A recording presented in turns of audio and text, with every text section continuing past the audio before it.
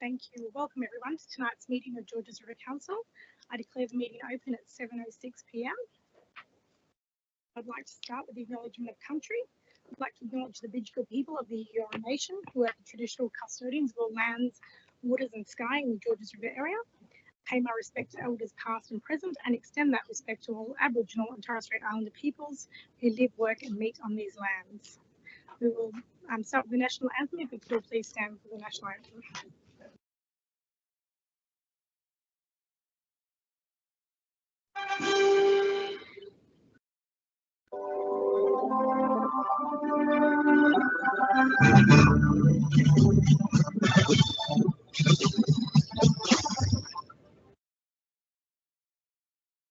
Australians, all let us rejoice, for we are one and free.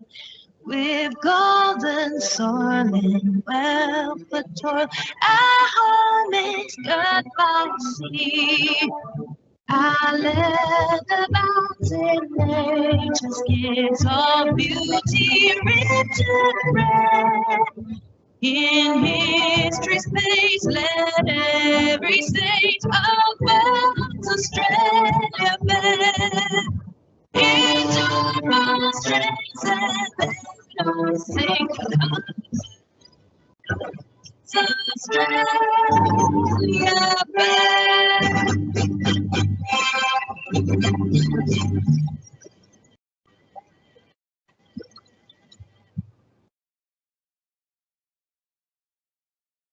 Please remain standing for the opening prayer, which tonight will be led by Pastor Vieira from St George's Hurstville Anglican Church.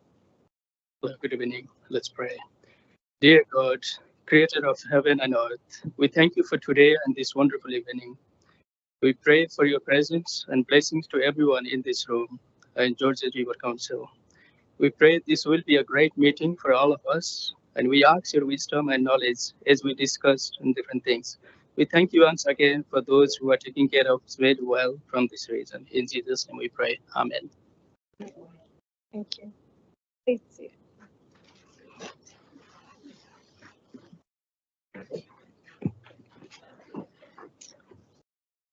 Councillors, there were no apologies tonight, I don't think. No.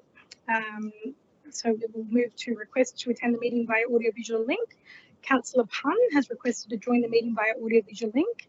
Can I please have a motion to accept the request for Councillor Pun to attend the meeting via audiovisual link? Moved by Councillor Amber Haberha and seconded by Councillor Arthur. All those in favour say aye. All those against? I declare that carried. And do we have Councillor Pun online? He'll be a little late, so we'll note when he attends the meeting. Thank you.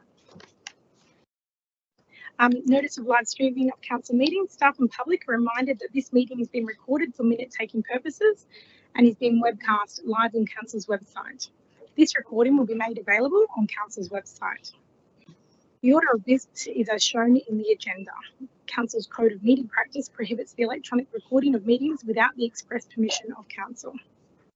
Disclosures of interest. I have one from Councillor Liu, which is on NM 005-25, and that is because Councillor Liu is a current committee member of the St George Swim Club.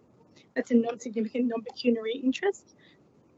Councillor Moore, you have an interest to declare? Yeah, this isn't in your run sheet, but CCL 012-25, as a former member of North Ramsgate Swim Club, I just thought I would put in non-significant, non-pecuniary. Thank you. Thank you. Any other councillors have any other interests to declare? No? Okay. We will move to public participation on items in the agenda. There are 17 speakers registered for tonight's meeting, and I will remind speakers that they have a 3-minute time limit. The first sound you hear indicates you have 1 minute remaining. At the second sound, please conclude your comments. And our first speaker tonight is Mr. Paul Dunstan, Superintendent Paul Dunstan from St George Police Area Command, speaking on NM 001-25, which is collaborating with the St George Police Area Command for a safer and secure Hurstville. Thank you, Mr. Dunstan. Yes, thank you, and good evening, everyone. Paul Dunstan, as you mentioned, is my name. I'm the St George Police Area Commander.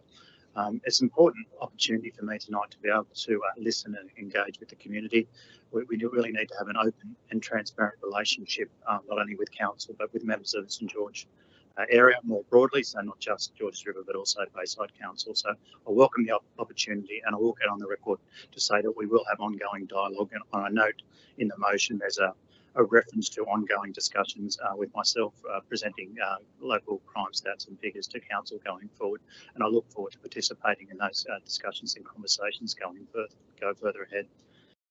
Just in relation to the points mentioned in this evening's motion, I just wanted to touch on the issue of the Chinese blessing scams.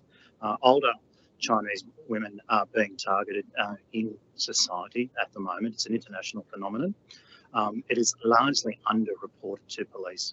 Our search of our data in the past 6 months, we've only had 4 incidents reported to us, but we do know through community contact there is significant concern within the community, and we do need to work closely with community, with council to increase the messaging in relation to this issue, and in the prevention space, and then encourage those that are victims of such crimes to come forward, report it so we can investigate. But it is certainly is a problem, but it's not reflected in the crime reporting. So we need to do more. We need to work with council to ensure that that is going after going forward.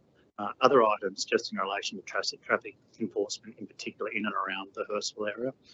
We do know through recent feedback that Fridays, in particular Saturday nights in and around the Hurstville area, there are issues with loud vehicles, particularly motorcycles. Police have attended a few jobs in relation to that. It is an issue with us juggling resources on a Saturday night, and the crimes of violence and other areas do get priority, but it's not something that we shy away from. We will work with council, we'll work with the community. I've met representatives from the community tonight, and we'll ensure that we have police in the right place at the right time to deal with those issues. So, but it is acknowledged. We do need to listen, and we need to act in relation to, particularly in and around the Hurstville area. For traffic more broadly, but I do want to put on record that the management of our resources is always a challenge on a Saturday night. No excuse, but just need to be real in relation to that, but an ongoing commitment to work. Just in relation to the blessing scams as well, we do have a really good relationship with council in the engagement space, and I'm just pleased to just let everyone here know that we are going to recruit another multicultural liaison officer, so we can do more. We have one, Sally. I think most people here have met Sally. We have a great working relationship, but we're in the process of recruiting. We'll have another one, so hopefully we can do twice as much. Thanks. Thank you, Commander. Thank you for coming on tonight. Our next speaker is Vivian Chan. Vivian is speaking in person on NM001-25, collaborating with St George Police Area Command for a safer and secure Hurstville. Okay, sorry, if you could just press the button on the right-hand side. Yeah, there you go, yes. Good evening, Mayor and Councillors. My name is William Chan, the Secretary of the Executive Committee of 6-12 Carrington Avenue, Hurstville. I speak on behalf of my fellow residents and my own family in support of Deputy Mayor Nancy Liu's motion to address the motorbike noise issue affecting our community within Hurstville CBD area. Since the end of COVID, our local roads have experienced a huge rise in motorbike noise. The deliberate and offensive sounds generated by the irresponsible, selfish bike riders have gone from bad to worse. On Queens Road and Forest Road section adjacent to our building, the amplified noise from sound refraction between 2 tall buildings begins as early as 6 a.m. and it continues well past midnight. On weekends, noise could be heard as late as 2 a.m. Based on my observation, most noises come from the P-platers who repeatedly rev their engines up down the street, creating intrusive and unbearable noise. Our neighborhood now feel like a war zone, with these disruptions occurring every 5 to 10 minutes. The persistent disturbance not only prevents residents from unwinding, resting, sleeping at night, but also directly undermine our quality of life. Neighbors have shared distressing experiences, babies waking up in the middle of the night crying in fear due to the abrupt and explosive noise from these bikes. One family who has been living on the park road for more than 15 years, after enduring countless disrupted sleep, eventually sold their home and moved away because of the stress and anxiety caused by the noise. The issue is more than a noise. It affects our health and well-being.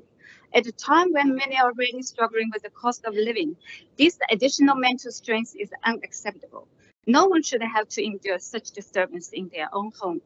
Although emitting excessive noise from motorbikes cars is an offense, enforcement remains a significant challenge. Residents are often forced to rush out up their balcony to record the license plates. By the time they do, the offending vehicle is already moved on. Additionally, many residents in our area are tenants and they're coming from non-English speaker backgrounds, making it difficult to understand the complaint process or even know these noises violation can be reported. So we would urge the council to take initiative with the power by raising community awareness, educate residents on how to lodge noise complaints through clear multilingual information campaigns, provide accessible reporting channels for those affected, engage in law enforcement for joint operation, collaborate with the local police to conduct targeted operations in noise hotspots. Data published online from King's Cross Police operation in the city of Sydney revealed that none of the 27 test vehicles complied with noise regulations in one operation, resulted in 10,000 in fines. We believe similar enforcement efforts in George River Council, local government area, could serve as effective deterrent. Working with the EPA, sorry, just last bit. Am I allowed to finish? Yeah. Thank you. Working with the EPA for stronger enforcement.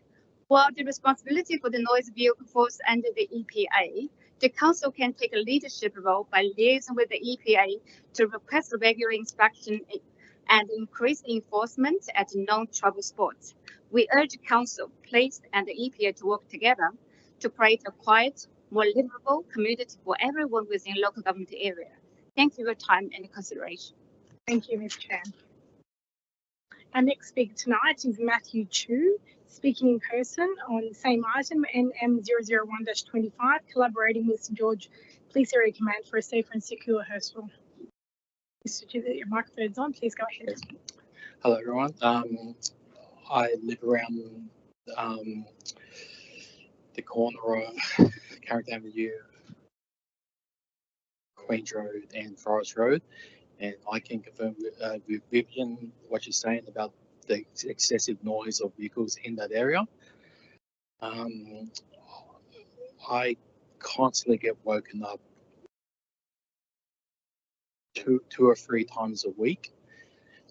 Sometimes as late as 1 a.m., 1:30 a.m. by loud vehicles driving through. Wakes up my baby at those hours, and as you all know, people with kids, it's hard to get them back to sleep at that time. And I've just kind of suffering from a bit of exhaustion from it. Not sure what we can do. So awareness. So if there can be some notification about what we can do as residents to actually report these instances would be helpful. To try to find these people who are creating these disturbances for us, because it is unbearable. I'm sure you can hear my voice. I'm very tired, very drawn out at the moment. I just hope that council can assist along with the local police, and just really, we'll support what Vivian has said just then about all of the excessive noise in the area. Recently I saw a report on Channel 9 News. I know the Bayside Council, they're doing the trials with those sound and speed cameras there. That they seem to be picking up speed there. Perhaps we can put one of those on the intersection of Queen's Road and Forest Road. That's all I have to say on the matter. Thank you very much. Thank you, Mr. Chu. Our next speaker is David Ferrier. He's speaking in person on AS005-25, Oatley Park Baths Amenities Building for upgrades. Please go ahead, the microphone is already on. Yes. Good evening, Mayor Borg and Deputy Mayor Liu and George River councillors. My name is David Ferrier and I am representing the Oatley Amateur Swing Club, and I'm talking in support of the report 005-25, the Oatley Park Baths Amenities Building Upgrades, included within the minutes of the 10th of February Assets and Infrastructure Committee meeting. The Oatley Amateur Swim Club is a local swimming and social club with over 100 community members of all abilities, ranging in ages from 3 up to almost 90 years of age.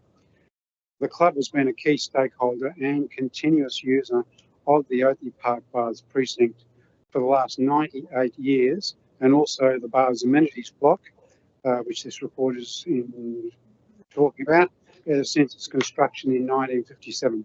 Our club continues to grow each year. However, without improvements and an upgrade in compliance, accessibility, safety and security of Oatley Park Baths precinct, we are significantly limited in our ability to support our continued growth of our very inclusive community club. We agree that to make the best use of available funds to deliver the optimal impact, the scope of the project should be widened to encompass a more holistically managed project covering the Oatley Park Baths precinct, and that is actually defined in the report. Hence, our swimming club strongly supports the precinct upgrade recommendations made in the report, and we urge the council to support a future budget bid for a detailed redesign and upgrade to be included within the 2026-27 Capital Works program. And we believe that by supporting the will make a strong investment to improve future baths compliance, accessibility, security and safety, enhancing social inclusion for community members of all ages and abilities, and aligns to your 2022-32 Community Strategic Plan foundational pillars 1 and 4, which are our community and our built environment respectively, and of course the approved 2024 Oatley Park Master Plan and Plan of Management. Thank you. Thank you, Mr. Perry. Our next speaker is Matthew Montgomery. He's speaking in person on CCL 005-25, the adoption of the Donnelly Park Plan of Management and Master Plan. Please go ahead, Mr. Montgomery. Good evening, councillors. My name is Matthew and I'm a resident of Connells Point. Over the weekend, I had the opportunity to meet with a number of fellow residents to discuss the proposed master plan for Donnelly Park. The plan includes many great recommendations such as upgrading the seawall. However, residents would like to see some minor amendments to address their concerns. Many of the residents raised concerns about the proposed path running along the northern boundary of the park. We would like to suggest a minor amendment to the plan. Instead of a path running along the northern boundary, we propose a 2-metre wide footpath interconnecting with the existing path near the boat ramp, run along the seawall to the western end of the park. This would provide improved pedestrian and wheelchair access, allowing more visitors to enjoy the views of the bay and the river. Currently, there are only 2 benches positioned near the seawall, which limit opportunities for people to sit. By adding more benches along the seawall, we can provide more spaces for the public to relax and appreciate the views. The addition of more garbage bins near the benches would help maintain the park's cleanliness. There was also widespread concern amongst the residents about the planting of clear stem trees along the northern and western boundaries of the park. Specifically, residents are worried about the impact of these trees on the existing sewage and stormwater infrastructure, which runs underground along these properties' lines. The roots of these trees will eventually cause damage to these utilities, resulting in expensive repairs and ongoing maintenance. I'd also like to bring to council's attention that council installed a gully to prevent flooding of properties 3, 5, 7 and 9 of Lochmarie Crescent that back onto the park's northern boundary. There is legitimate concern that any planting of trees or bushes in that area could increase the risk of blocking these drains with plant material leading to flooding of the homes. Damage of underground infrastructure and the risk of flooding are key reasons why to date no additional plants or trees have been planted along the western and northern boundaries of the park. While all the residents I spoke with are in full support of the new planting of trees within the park to meet council's desired increase in tree canopy, they believe that the northern and western boundaries are not suitable locations for this. We propose that new trees be relocated in other areas of the park, such as around the playground area or along the western side of Connells Point Sailing Club, but that would not interfere with the essential infrastructure in place. Relocating the trees will provide much needed shade to the playground, picnic and barbecue areas and sailing club, all of which are currently sparse and lacking sufficient tree canopy cover. In closing, I urge the George River councillors to consider the feedback of the community and the speakers here tonight. By making these small adjustments to the master plan for Donnelly Park, such as relocating the trees away from the northern and western boundaries, to allow for more tree planting in other areas, modifying the footpath and adding more benches and bins, we can ensure the park remains a vibrant, accessible space for everyone in the community, while also showing that the council values our input and feedback. Thank you. Thank you, Mr. Montgomery. Our next speaker is David Caracoglia, and he has a written submission on CCL 005-25, the adoption of Donnelly Park Plan of Management and Master Plan. If Ms. McClintock, please read that. I've lived in Connells Point for 18 years and my house backs onto Donnelly Park alongside my neighbours, which I believe to be 9 households all up. I'm a licensed plumber for over 33 years in the trade, so my concerns being put forward is about the damages and issues the trees council have proposed to plant will cause to our properties and council infrastructure. The council's proposal is to have trees planted near and around the stormwater and sewer mains. The pipes are between 2 to 6 metres within our back fences. Stormwater pipes are only approximately 1 metre deep. Sewer mains and manholes are within 2 to 4 metres from our back fence. Council is also proposing a concrete pathway near the back fence of our houses. The tree roots will definitely cause damage and uplift these paths. 52 objections from the residents that are aware of the council's proposal were put forward. Each time we spoke to other locals not aware of the proposal, they also raised concerns and disagree with council. As a professional licensed plumber, almost on daily basis, we attend to damages, tree roots caused to stormwater and sewer pipes, not to mention the costs of maintenance and repairs. Not only do they get into the joints and spread, they dislodge the pipes, causing major blockages and backup of sewer water, and will lift concrete pathways. Branches will eventually spread and overhang in our backyards, and tree roots will enter under the new proposed pathway and grow under our boundary fences. Will council repair our sewer lines in our properties damaged due to tree roots entering the pipes? Will council be liable for branches, leaves, twigs from trees ending up on our roofs and gutters? 80% of the time, the direction of the wind in this area is southerly, which means our homes get affected first. We are not against planting of trees, as we know they are a vital part of nature, but we do not want them planted so close to our homes, because one day the inevitable will happen when our pipes, fences, paving and yards are affected due to tree roots intruding into our properties. I've asked council for a copy of the maintenance program to Donnelly Park, only to be told they do not have one. No maintenance program to keep the kids' play area safe, no maintenance program for general plumbing, no maintenance for stormwater pipes, no maintenance program for the existing trees of trimming and pruning. Sydney Water does have a maintenance program for Donnelly Park sewer infrastructure, sewer mains and sewer manholes. We are the voice of the community. We are asking council not to plant trees in front of our houses, but consider more sustainable areas, not over pipes and so close to houses. Thank you. Our next speaker is Lachlan Vane Tempest, also a written submission on NM 005-25.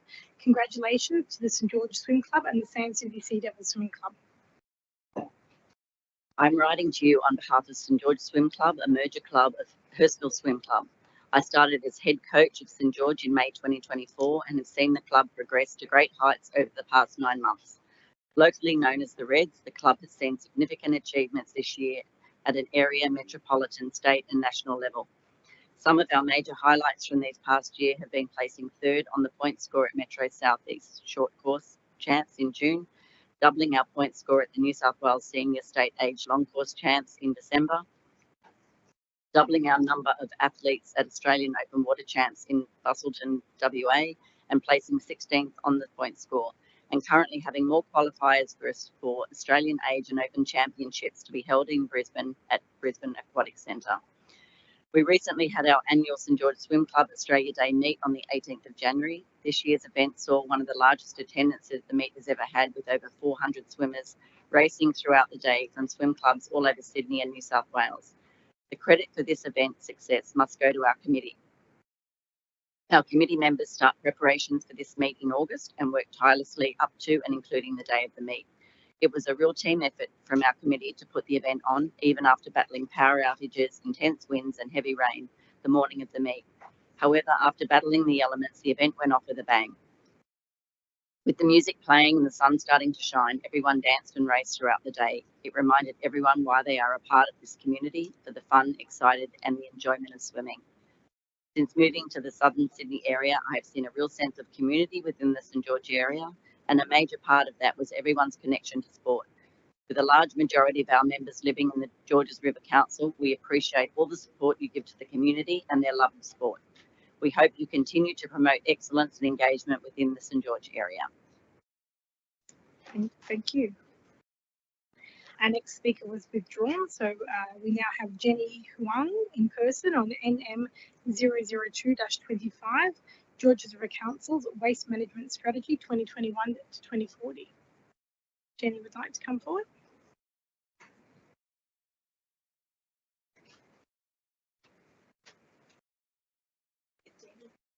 Jenny Huang.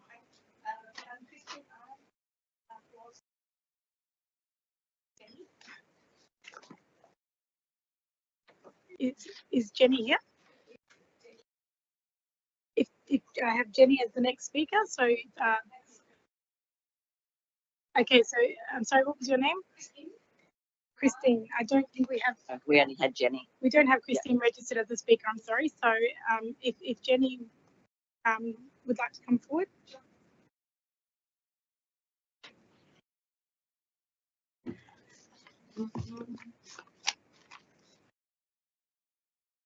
Good evening, everyone.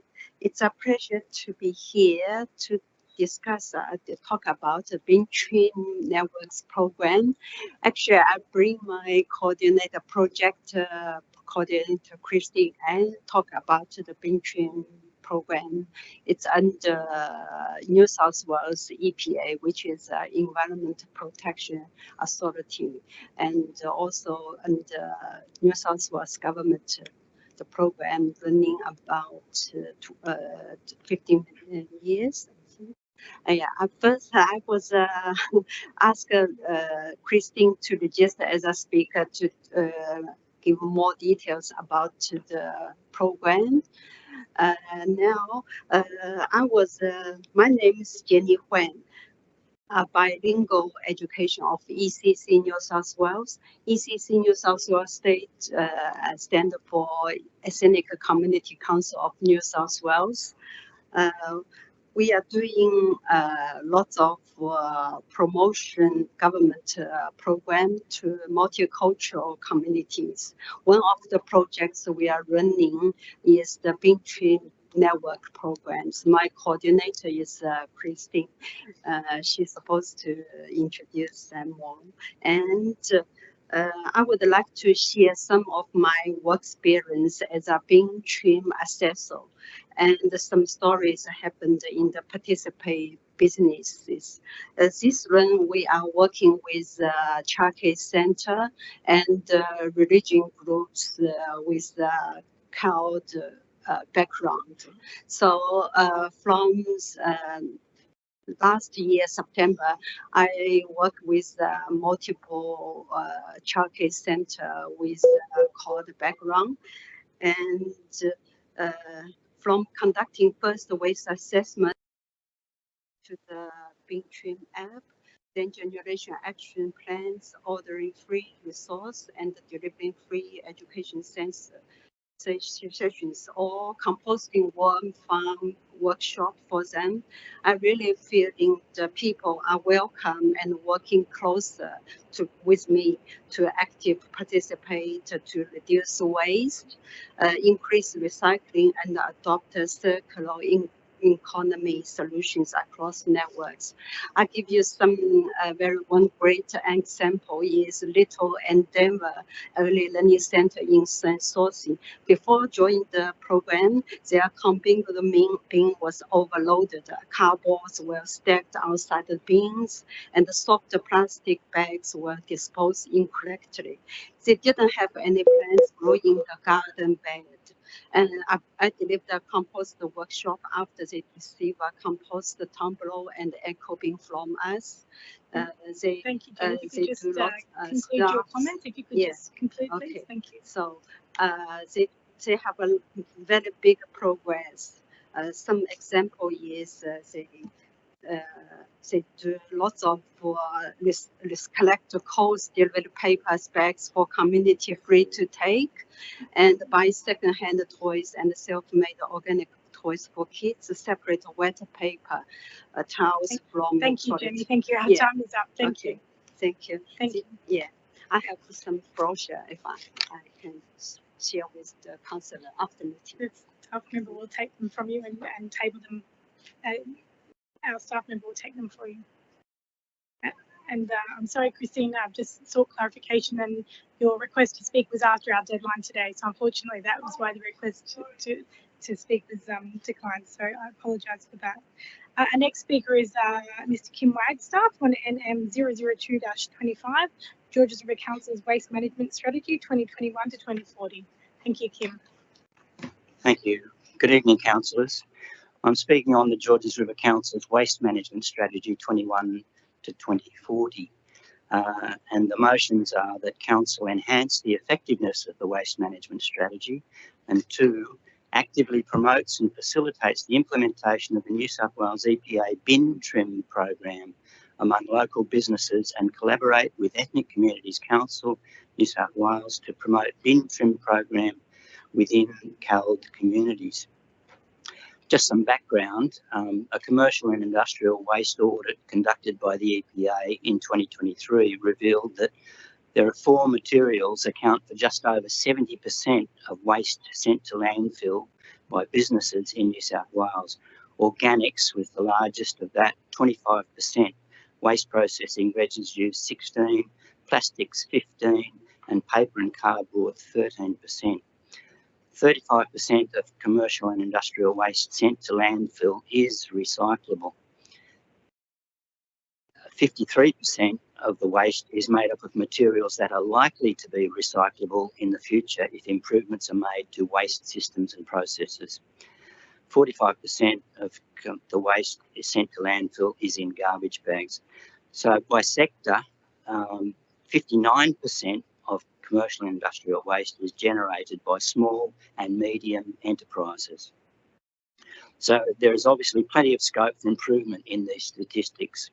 The current situation is the EPA has run the bin trim program since 2014 and made it available to businesses across the state. Local businesses, stores and service providers can be listed in the bin trim community map. A bin trim business has completed 2 waste assessments, have agreed to display their details and taken steps to avoid and reduce what they send to landfill. There are already 360 bin trim participants listed in the Georges River Council LGA.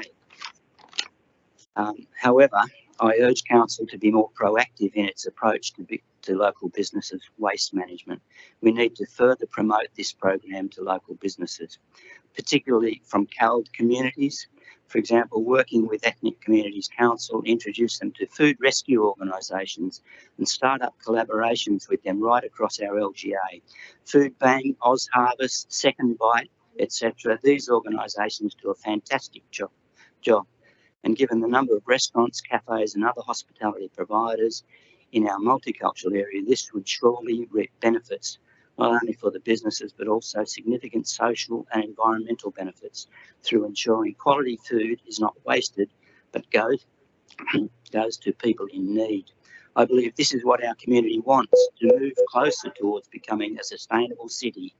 Yes, the bin trim program is run by the state government, but with their help, I'm sure our local government is best placed to bring people together at the grassroots level.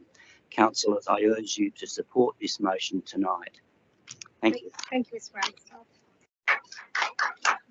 Our next speaker is Charlotte Mullins, speaking in person on NM 003-25, Community Support for Pocket Forests. Good evening.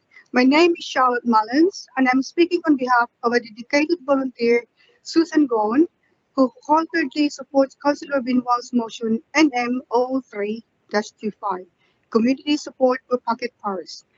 This initiative goes beyond simply planting trees. It's about transforming our urban landscape into a cooler, greener, and more inviting space for both people and wildlife. Even in the heart of our concrete jungle, native habitats can flourish, enriching our environment with biodiversity, beauty, and shared sense of pride in our multicultural community. I urge Council to formally consider the Black Forest Reserve in Beverly Hills Park as a new bush care site within the Hurstville ward. Bush care in Black Forest Reserve is a prime example of how engaging local residents in park maintenance makes this effort sustainable, scalable, and deeply meaningful. When communities take ownership of their green space, these areas become not only easier to maintain, but also more valuable to those who enjoy them. Consequently, I ask Council to acknowledge and support the community's strong backing of pocket forests and the role in enhancing biodiversity and expanding green spaces in our urban spaces. Explore the integration of pocket parks, such as the Timothy Reserve, into bush care program through the development of a park care initiative. Include an operational budget bid for managing the park care program. Ensure the appropriate management of parklands with Timothy Reserve within Timothy Reserve and Hurstville Oval. Beyond their environmental impact, pocket forests and community parks play a crucial social role. In our increasingly dense urban areas, volunteering is declining and social isolation is growing. Parks are more than just green spaces. They are places for connection, inclusion, and civic engagement, where residents can gather, contribute, and even interact with local councillors in meaningful ways.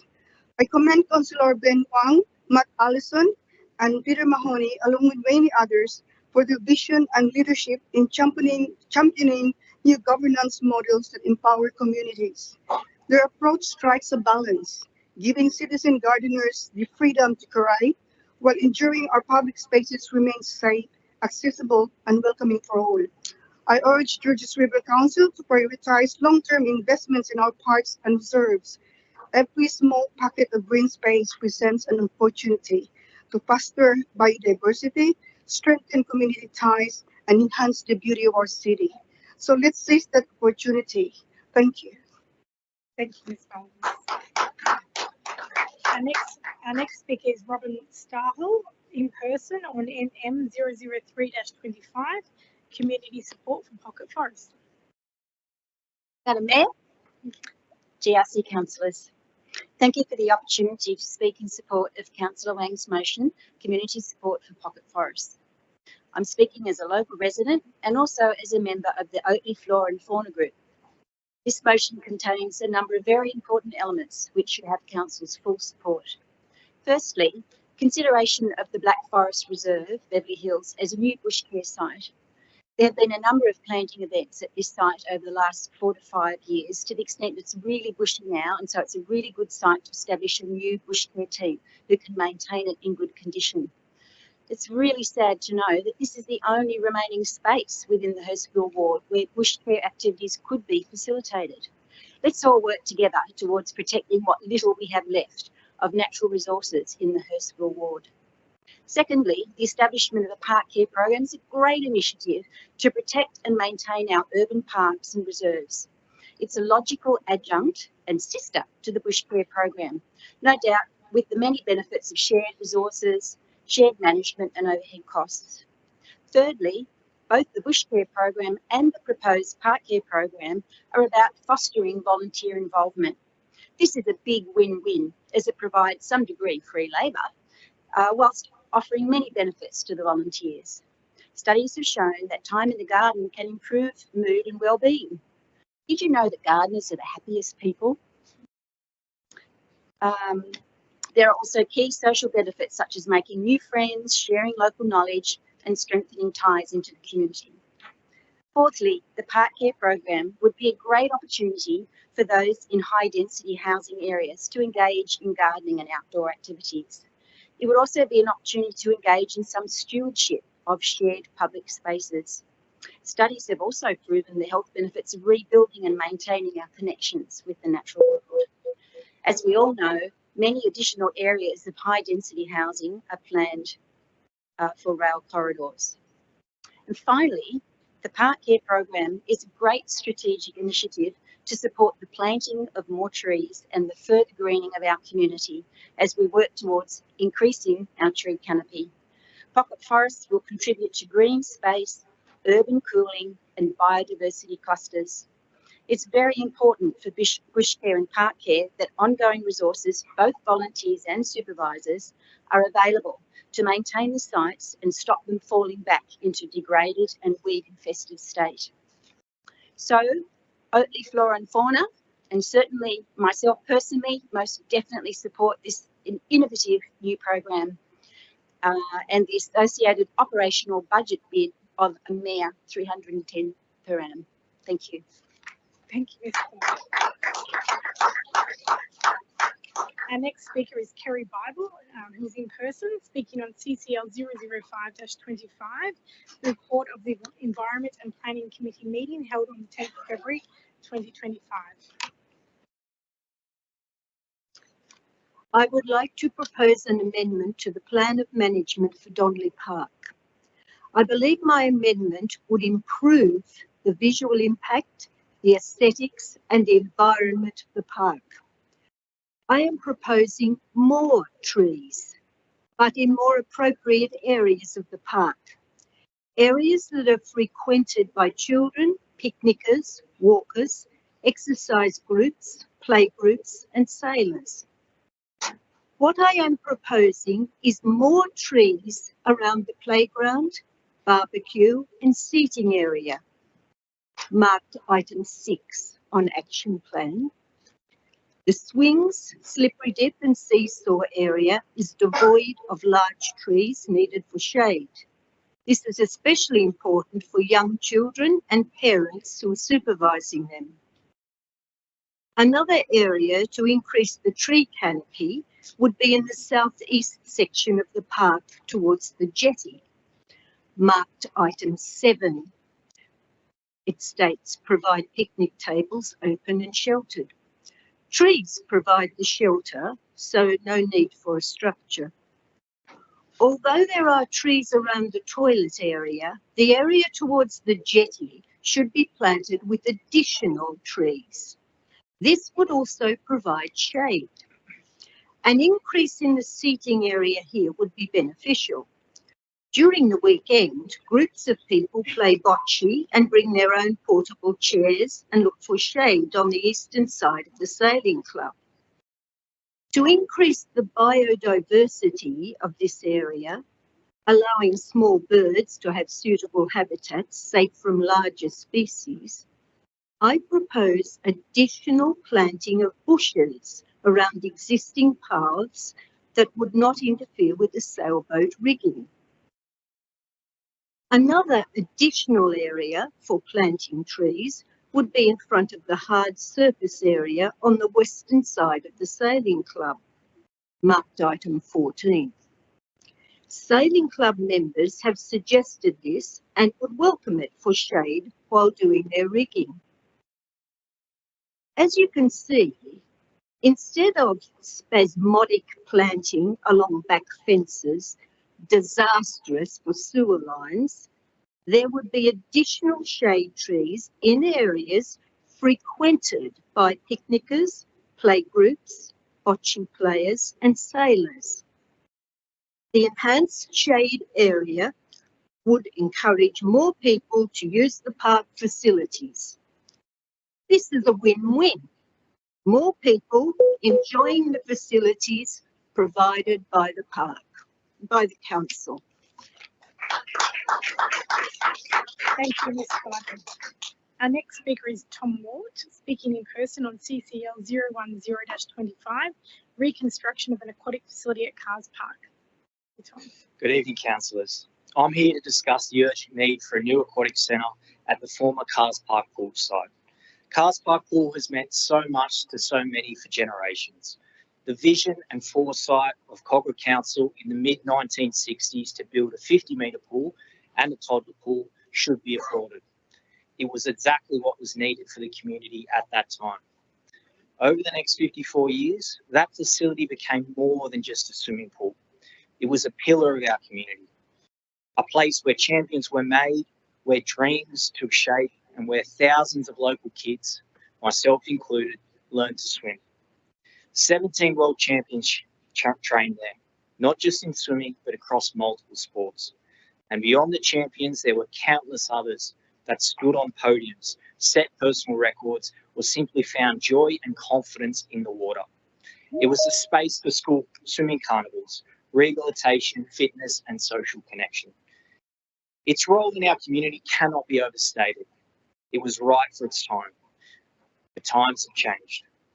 Our local government area is growing rapidly, and over the next 50 years, our population will continue to expand. The need for a modern aquatic centre isn't just a luxury, it's an absolute necessity. This new facility must not only meet today's standards, but anticipate the needs of future generations to come. That means more than just a 50-metre heated outdoor pool.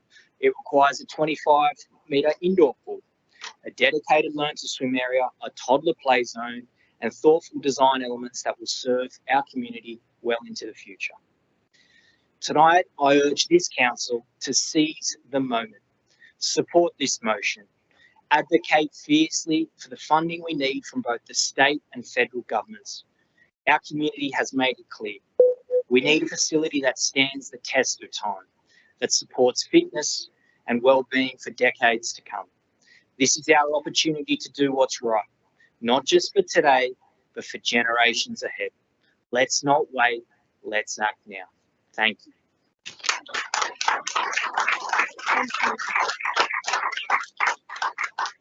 Thank you, Mr. Moore. Our next speaker is Anna Travkovsky, speaking in person on question with notice 002-2025, development application assessment times.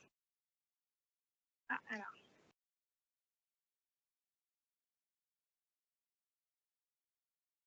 Thanks for giving me this opportunity to talk. Unfortunately, my interactions with GRC have been disappointing. The intentional delay of my DA for a carport terrace took 12 months to end up with a partial approval. It took numerous calls to be told we had to wait 30 days for the DA to be allocated. After waiting 25 days, the DA was re-entered again, and we were told to wait another 30 days for allocation again. The receptionist's phone manner is invasive, leaving me to wait up to 40 minutes sometimes. It's baffling why she can't connect me to the person I need to speak to. I was often told the officer was working from home or only available Thursday, 9 to 11 a.m. Then come Thursday, the person is working from home again and not available again. This phone tag continues for weeks on end with no resolution. I was only able to speak with the officer when I logged a DIPA request. When I finally got a return call from the officer, Declan Smith, I was given excuses, and within 30 minutes of my phone call, I was emailed and told that Nicole Askew came to the conclusion that I had to withdraw my application or it would be refused. Sorry, Ms. Travkovsky, if you could please refrain from mentioning council officers' names in the public forum. I could just make that request, please. Yep. My DA was determined in a 2-minute conversation between the two staff members, and there was no proper consideration. It wasn't until Chris Minns contacted GRC that we managed to secure a meeting with the Director of Planning and his staff. In our meeting, the Director of Planning admitted that he relies on his staff for expertise and development decisions. These decisions are often questionable. Some examples of the biased decisions we got: incorrectly imposing residential restrictions on our commercial building, claiming it's too bulky. Sorry, Mr. Jesse, if you could just please refrain from making inferences about impropriety from the staff around your language around bias, then professionals who are using their professional expertise. And if I could just ask you to just stick to the Yep. commentary, thanks.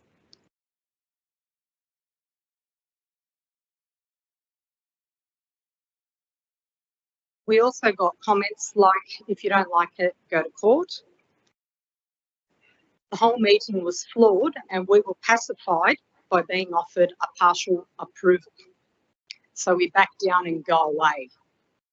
Staff are intentionally delaying and refusing DAs, which then forces people to apply. I'm going to ask you if you could please conclude your comments, because as I've mentioned, if you could please stop. The staff are doing the job they're employed to do. They're not intentionally delaying things, even if that is the feeling that you're receiving as a resident. So I do apologise for the experience that you've. Sure. Well, I'm talking about my experience, and this is the experience that I Yeah, had. and So my application was delayed. We then had to do modifications because it's not feasible to go to court. It's extra money for council. You could conclude your comments. Yep. Our time is up.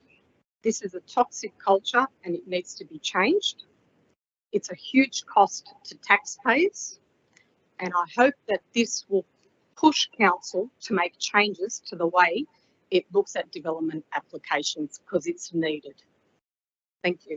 Thank you. I apologise for the experience that you had, and I know that the Director of Planning, who is sitting next to me, is working to improve the culture and the performance of our teams, and that is one of his strongest focuses and remits right now. So I apologise for the experience that you've personally undergone, and I know that that's a big focus of our council to improve.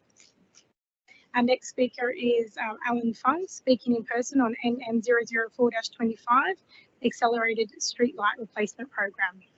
Thank you, Alan. Thank you. Madam Mayor, councillors, staff and residents, I'm speaking to express my support for NM00425, a motion that reaffirms our commitment to achieving net zero community emission by 2050. It is great that the council has already sourced 100% renewable energy. This achievement alongside our energy management plan initiated in 2018, which has optimized our building systems and transitioned our lighting from fluorescent to LEDs, and our participation in the Ausgrid Accelerated Streetlight Program sets a strong foundation for our future sustainability efforts. LED technologies has evolved significantly, particularly over the past 10 years. Early versions of LED lighting, now nearing the end of their lives, are less energy efficient and more costly to maintain than newer models. As we plan to expand our lighting upgrades, it is crucial to incorporate the latest technology, advancement in LED technology, and also consider integrating motion sensors and other IoT technologies where feasible. This improvement not only offers greater efficiency and cost effectiveness, but also reduce energy consumption without compromising service quality or public convenience. While we have successfully upgraded 99% of our main road and residential roads to LEDs, substantial opportunities remain to enhance energy efficiencies across all council-managed facilities. This includes pole lights, pedestrian pathways, parking lots, libraries, art galleries, museums, aquatic centers, and our civic center here. This room is amazing, but when we look across to the office, we can see the different color temperature. The LED panels are failing, same as the one in the Hurstville Library. The kids are year 12, they're studying in the library. We can see those failing LED panels. That should be upgraded. Implementing efficient LED technology in this area not only reduces our energy consumption, but also enhances the safety and ambience of our community space, which is crucial for public health and enjoyment. Additionally, it will make our area more appealing, help deter crimes, and support the nighttime economy. Furthermore, there are federal incentives and grants specifically designed to support energy efficiency in local council. We should anticipate the opening of the second round of the federal government $100 million Community Energy Upgrade Fund in early 2025 as we plan our upgrades. In conclusion, by supporting this motion, we are future-proofing our community. It also ensures that Georges River remain a leader in environmental stewardship.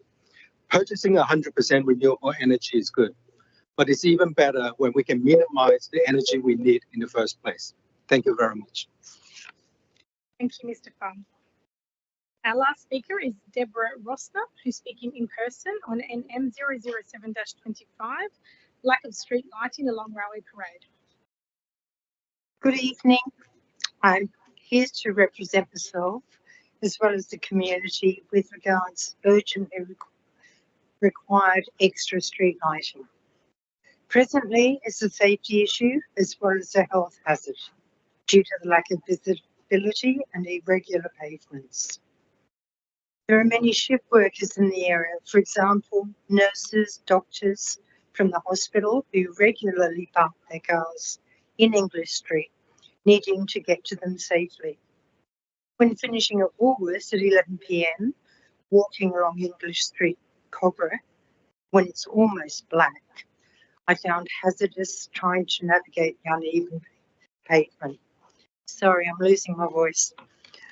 Cars turning into English Street from Railway Parade can't see pedestrians as they cross the road due to the darkness. Please do not delay. Extra lighting is required now. I wish to thank Thomas Gow, who's kept in touch regularly with myself and our community with regards to this issue since the last election. That's it. Thank you. Thank you, Deborah. That concludes the public forum. We now move to the confirmation of minutes of the previous meeting, CCL 002-25, confirmation of the minutes of the council meeting held on the 16th of December 2024. That's moved by Councillor Lansbury and seconded by Councillor Jamieson. Any discussion, councillors? Not, I'll put the motion. All those in favour say aye. All those against? Declare that carried. Our next item is the mayoral minutes. Councillors, I have 3 mayoral minutes tonight.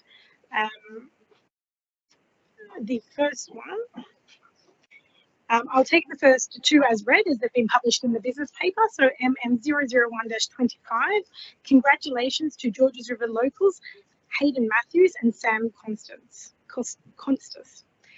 So I'll just take as I said, I'll take the mayoral minute as read, but take a short moment to congratulate 2 young Georges River locals who over the summer were called up to the Australian national team. Sam Constas of Hurstville made his test debut at the MCG on Boxing Day, and Hayden Matthews of Oatley made his debut for the Socceroos in November last year. The achievements of Sam and Hayden represent not only their exceptional individual talents, but also reflect the strength of our local sporting pathways, the dedication of their families, and the supportive environment within our Georges River community. And their success stands as an inspiration to all young people in our council area, demonstrating what can be achieved through perseverance, discipline, and community support. So, councillors, my motion is that council formally congratulates Sam Constas and Hayden Matthews on their outstanding sporting achievements and their selection to represent Australia in international cricket and football respectively. And the council acknowledges the significant contributions of local sporting clubs, coaches and families in Georges River Council, families in our area in nurturing and developing these athletes, and that we recognise that their success highlights the importance of council's continued maintenance of high quality sporting facilities across our region. So I'll move that motion, councillors. Does anybody wish to speak? Councillor Nancy Liu? Deputy Mayor? Yeah, just thank you, Madam Mayor. Just try to echo what you said just now. Just express our congratulations to those young people. So they who just achieved such outstanding performances at a young age. Thank you. Thank you, Deputy Mayor Liu. Any other councillors wish to speak? If not, I'll put the motion. All those in favour say aye. All those against? I declare it carried. The next mayoral minute is MM002-25. Congratulations to council officers for the summer events program. Again, I'll take this mayoral minute as read and just some comments. Thousands of locals and visitors to Georges River enjoyed our summer events series, including the Magic of Christmas event at Cars Park, our Australia Day event series, which included our Yarn Up event at Cars Park, the Celebrating Cultures and Understanding Australia Day, as well as our citizenship ceremony and Australia Day awards. And to top it off, we welcomed nearly 50,000 people to Forest Road and Hurstville Plaza to welcome in the Year of the Snake for our Lunar New Year Festival. Councillors, our staff work on these events almost year round. And we did have some new staff members in our event team who delivered these events seamlessly, and they should be commended for that. Congratulations also to Council's partnerships team who secured a record number of sponsorships and partners for this year's events, which means that we can deliver bigger and better events each year. So councillors, my motion is the council congratulates all council staff involved in the delivery of the summer events program over the period of December 2024 to February 2025, and that the council thanks its partners and sponsors for their contribution and support of these events. Anybody wish to speak to the motion? Deputy Mayor. Thank you, Madam Mayor. Yes, Madam Mayor, you just outlined all of those summer events in very detailed information. I won't repeat most of it, but as a one of the councillors and one of the residents in the local area, we all experienced those outstanding summer events. Time by time throughout the Christmas and New Year, Australia Day, and the Lunar New Year as well. Lunar New Year celebrations as well. And I wanted to just share a little bit feedback, especially for the Lunar New Year. As a Deputy Mayor, I feel so privileged to work with the Madam Mayor and our council staff to make sure that those things are in the best position.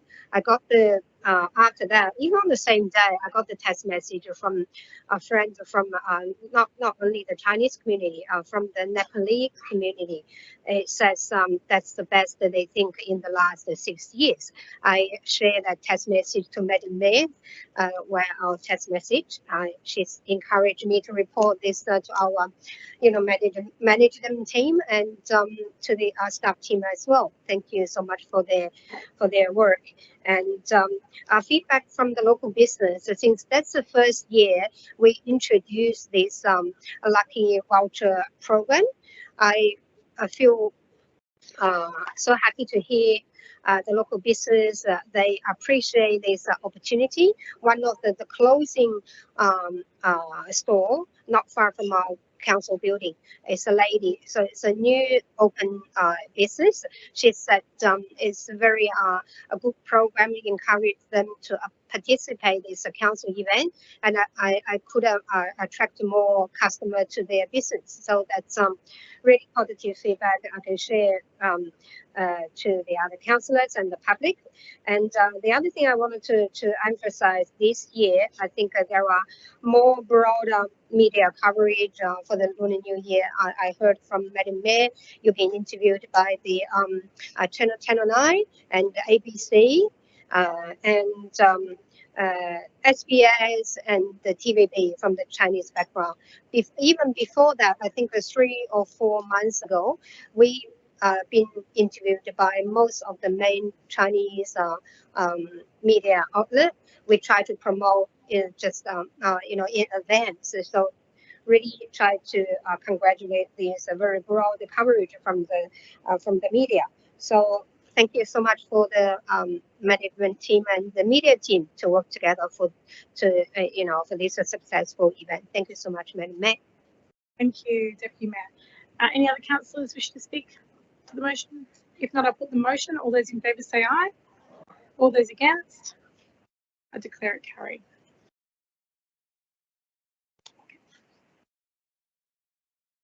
Councillor Pan, I believe, has joined online for the meeting now. We have one more mayoral minute, councillors. It's MM003-25, introducing the low and mid-rise housing policy stage 2. So this is a late agenda item just published this afternoon. I just have some comments on that. So last Friday, the New South Wales government announced that the stage 2 amendments to the housing SEP as part of its low and mid-rise housing policy will commence this Friday, the 28th of February. Low and mid-rise housing is often referred to as the missing middle of housing and aims to provide greater diversity of housing and increased housing supply by increasing the number of dual occupancies, villas, townhouses, terraces, shop-top housing and 2-storey residential flat buildings. Councillors and residents, you'll recall that in July 2024, Council proactively submitted our additional and diverse housing planning proposal to the New South Wales Department of Planning, which would deliver an additional capacity of 8,242 dwellings in Georges River. This planning proposal aims to deliver increased housing yields so that Georges River Council is playing our part in addressing the housing crisis, but it aims at protecting the character and unique areas of our LGA, like our heritage conservation areas and sensitive biodiversity areas.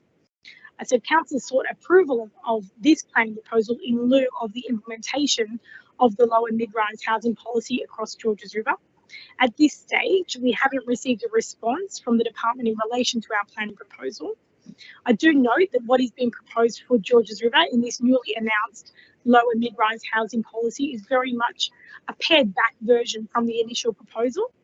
And what we know so far is that 5 sites in Georges River have been identified, being Hurstville Station and Town Centre, Mortdale Station and Town Centre, Oatley Station, Penshurst Station and Riverwood Station and Town Centre, along with Colgra Station and Town Centre, which we share with Bayside Council. So my motion tonight is basically requesting that our staff provide a report to council outlining the implications for Georges River of the new low and mid-rise housing policy. So I'll just read out the motion as it is published. A, that council call for a report detailing the implications of the stage 2 low and mid-rise housing policy when the detail is released this week as a matter of priority.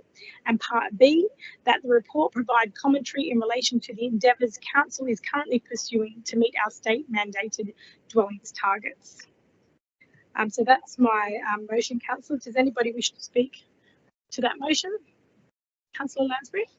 Madam Mayor, I just really have a question through you to the Director. I mean, you mentioned in your mayoral minute that we haven't yet received a response to the request for a deferral.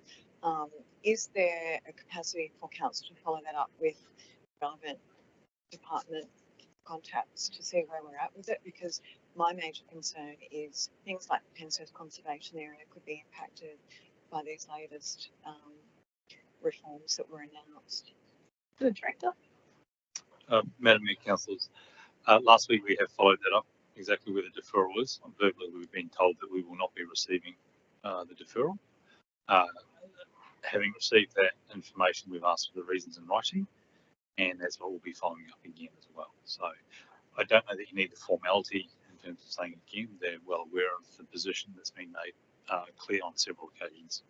And when the second point, when the detail does come out, the second part of that resolution talks about providing commentary on our current endeavours, which is to protect the foreshore scenic area exactly. Councillors, anyone else wish to speak? If not, I'll put the motion. All those in favour say aye. All those against? I declare it carried. Councillors, at this time, I'd like to table 2 Legislative Assembly Hansard commemorations received from the Premier, Chris Minns MP. The first, commemorating Georges River Council's 2024 Lunar New Year Festival, held in the Year of the Dragon, so last year on Saturday the 3rd of February 2024. And the second to Hurstville Museum and Gallery for displaying the St George community's rich artistic heritage through the recent exhibition Hidden Treasures. And I think they've just been placed on the tape.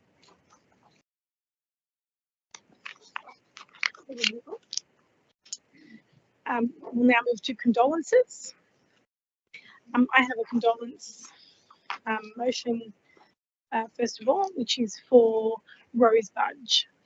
It is with great sadness that we share the news of the passing of long-term Beverley Park resident Rose Budge at the age of 95.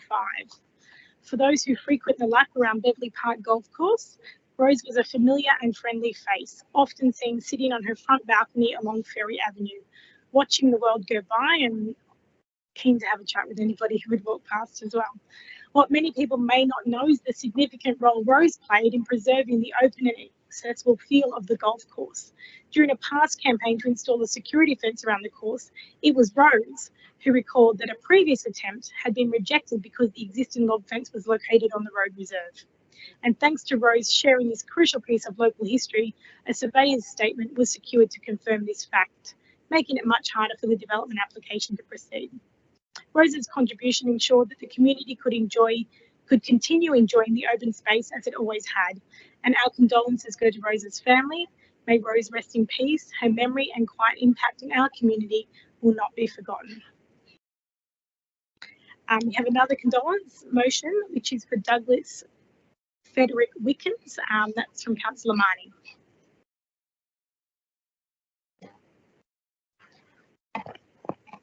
Thank you, Madam Mayor. Doug or Douglas Frederick Wickens was a long-term Oatley resident who sadly passed away on 8th of January, aged 103, at Ferndale Gardens in Mortdale. Doug devoted much of his life to Australia and to the local community. He served in the Navy from 1938 to 1944 during World War II and was stationed in the Atlantic and Indian Oceans and convoys to Russia.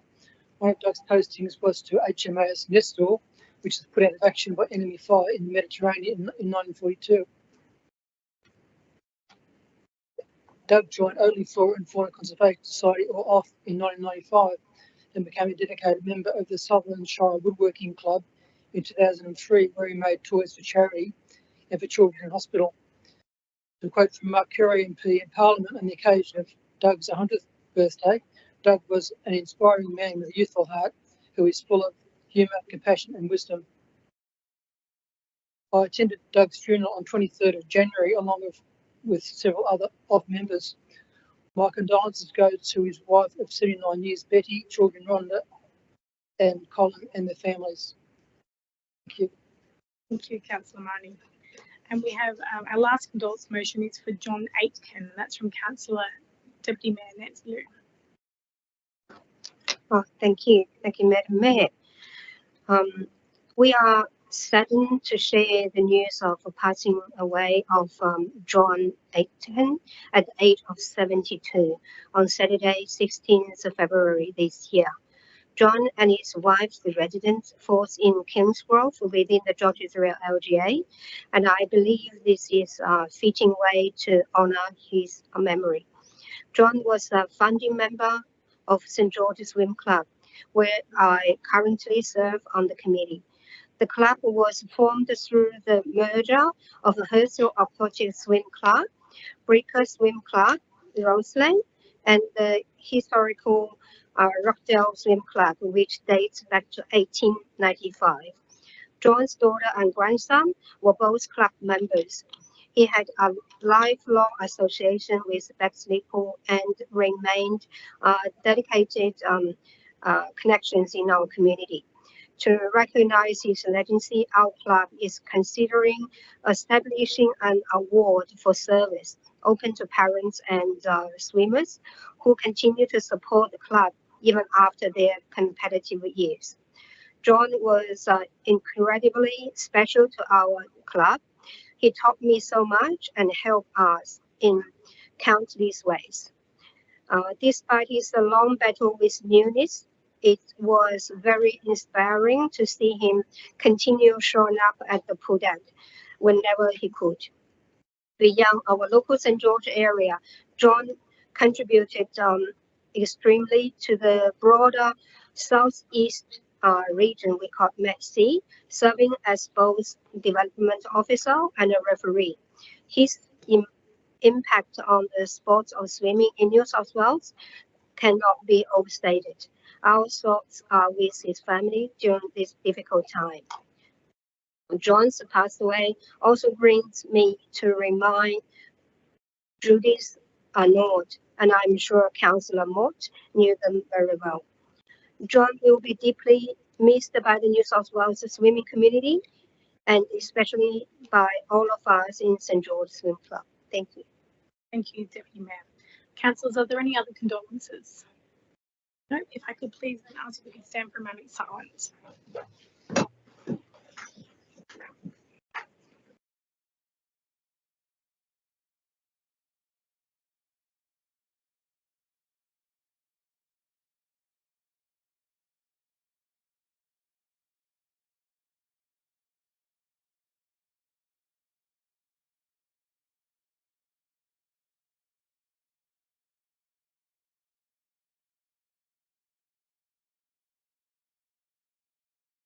Thank you. Please be seated.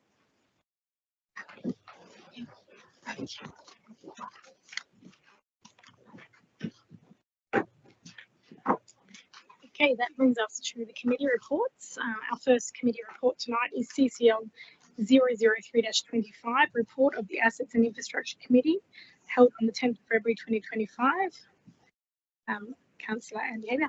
Thank you, Madam Mayor. I put the recommendation that the Assets and Infrastructure Committee recommendations for items ASS 3-25 to ASS 5-25 as detailed in the papers be adopted by Council. Thank you, Madam Mayor. Thank you, Councillor Amber Eberhard. Can I have a seconder, please? Councillor Anzalotti has seconded that. Councillors, any questions or discussion? If not, I'll put the motion. All those in favour say aye. All those against? Declare it carried. That takes us to CCL 004-25, report of the Community and Culture Committee meeting held on the 10th of February 2025. Councillor Lansbury. Thanks, Madam Mayor. I'd like to move that the Community and Culture Committee recommendations for items CON 002-25 to CON 003-25 as detailed below be adopted by Council. Thank you. Thank you. And seconded by Deputy Mayor Liu. Councillors, any discussion? If not, I'll put the motion. All those in favour say aye. All those against? I declare it carried. Next item, CCL 005-25, report of the Environment and Planning Committee meeting held on the 10th of February 2025. Councillor Marnie. Councillor Mott, if you just turn. Thank you, Madam Mayor.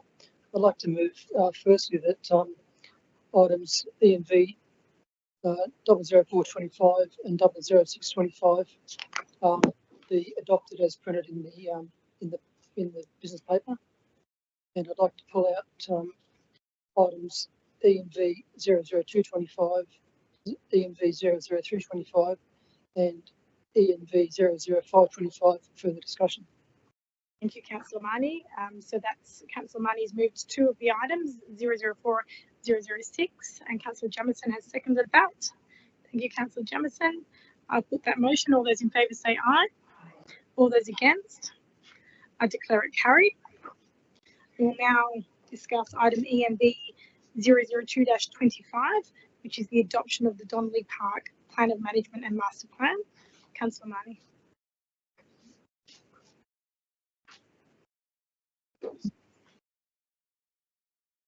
Thanks, Madam Mayor. Have a seconder. If you want to just move a motion first, and then we'll call for a seconder. Sorry. Okay. Okay. 00225, adoption of Donnelly Park Plan of Management and Master Plan, and I do have an amendment to it, which is up on the screen for the moment.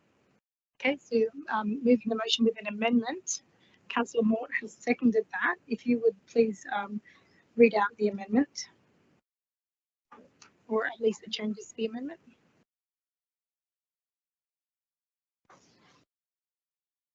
Okay, thank you. Amendment is that Council adopts the Donnelly Park Plan of Management, Attachment 1, and Master Plan, Attachment 2, in accordance with Section 40 of the Local Government Act 1993 and Section 3, sorry, I can't quite read that, 3.2H of the Crown Land Management Act 2016, subject to the following limits. One, remove the park along the park's northern and western boundaries. Two, that the tree planting along the northern and western boundaries of the park, action item 21, is removed due to the presence of large infrastructure pipes from City Water and Council stormwater pipes and the open stormwater culvert along the park's northern boundary. And three, that the planting in other parts of Donnelly Park be increased so that the canopy cover is greater than that shown in the Donnelly Park Plan of Management and Master Plan. B, that Council authorise the General Manager to make. I think that this is just as was published. Sorry, yeah. So I won't make you strain your eyes to read the rest of that out. So can I leave that? Yes, so the remaining paragraphs are as per the business paper. Thank you. Would you like to speak to the motion, Councillor Money? Yeah, I'm just on the last Environment Planning Committee meeting back in on the 10th of February. We had quite a few residents here that spoke about proposed changes to the master plan, which were in the committee papers. And following that, some of its councillors went down with residents to the park on Saturday. Councillor Jamieson, Councillor Allison and myself went down and listened and had a good walk around and saw what was going to sort of be planted and proposed for that area, and we saw a lot of reason in what they were proposing to change, and that's sort of the basis why we put up this amendment to kind of exceed to what the community expectations were. And yeah, Thank you. so on that basis, thank you. Thank you, Councillor Marnie. Councillor Moore, do you wish to speak to this amendment? No, I reserve my right. Thank you. No problem. Does any councillors wish to speak against the amendment? No, there being nobody wishing to speak against it, I will put the amendment. All those in favour say aye. All those against, I declare it carried. We have EMB 003-25, the endorsement of the updated Beverly Hills Master Plan for Public Exhibition. Councillor Marnie. Thanks, Madam Mayor. I'd just like to propose that Council adopts the recommendations as printed in the business paper. Thank you. You're moving the motion as published? As published in the business paper, yeah, thank you. Thank you. Can I have a seconder for that motion? Councillor Allison has seconded that. Now, I understand, I think it was Councillor Pun that wished to call this item out. So first of all, I'll ask Councillor Marnie, do you wish to speak for the item? No, thank you. And No, Councillor Allison, do you wish to speak? Reserve my right. There's no problems. Okay, I might, Councillor Pun, if you are online and can hear us, I understand you wish to call this item out and ask some questions. Hi, Councillor Arthur, if you're available, I'd appreciate it if you could step in. Oh, okay, no worries. Sorry, Councillor Arthur. Thank you, Madam Mayor. Through the chair, I would just like to ask a couple of questions to the director. I'll ask them all at once to spare the back and forth 3 times. What feedback does council anticipate receiving from this public exhibition? Has council considered a peer review of the relevant studies findings? And is there potential for further changes to the master plan following the public exhibition phase? Madam Mayor, councillors, thank you, councillor. I suspect given the length of the time the master plan's been ongoing, there'll be plenty of engagement and feedback. Council does engagement very well. There's a lot of community interest, so yeah, we'll be hard pressed to assess the submissions and get things back in a timely manner, but that's part and parcel of community participation. The next one is around the professional advice that we've received, basically through the state's discretion, getting that peer reviewed. Noting that we have a couple of interested parties who have also got some flood stormwater professional work is done, undertaken as well. We'll be receiving as much as we possibly can, and a peer review would be an option. I'm not too sure that it would be a definite thing. We'll see how far apart professional opinions are and whether peer review is appropriate. And the last one, master plan changes. Yes, as you've seen tonight and in other council reports, the community participation process does at times elicit changes to the master plan, as does professional advice as well. So going out on exhibition, it's not a fait accompli that we're coming back with something unamended, but that will take some consideration, and councillors will be involved. Thank you. Councillor Arthur, does that answer your questions? Yes, no further questions. Excellent, thank you. Does any councillors wish to speak against the motion? No further questions? In the case, I will put the motion. All those in favour say aye. All those against, I declare it carried. That takes us to the last Environment and Planning Committee paper report, which is EMB 005-25, Development and Building Q1, Q2 Metrics Report. Councillor Marnie. Thanks, Madam Mayor. Just like to put this motion as recommended in the business paper. Thank you. And if I could ask for a seconder, Councillor Jamieson. Councillor Marnie, do you wish to speak for the motion? No. Councillor Jamieson, do you wish to speak for the motion? Yeah, oh, I've got lots of questions. Some questions? Yep. Initially, I wanted to speak about the metrics, but I think before I do that, I'll probably speak about the customer service experience that we heard from the speaker. So I was a bit surprised. We dealt with that, like have we got systems in place so that sort of thing doesn't happen again? Or maybe I'll just put them in a block. I get I think a lot of us receive complaints, and it's usually the ones that are very long, the 2-3 years, and I call it the grandfather or legacy ones. How does that all fit into it in our stats? I'll start off with that question. The director. Mayor and councillors, I'll firstly point out that the DA assessment times are a key figure in the public's mind. What's the key figure for me is the customer experience, and that's what I've been looking into DAs like you've just heard.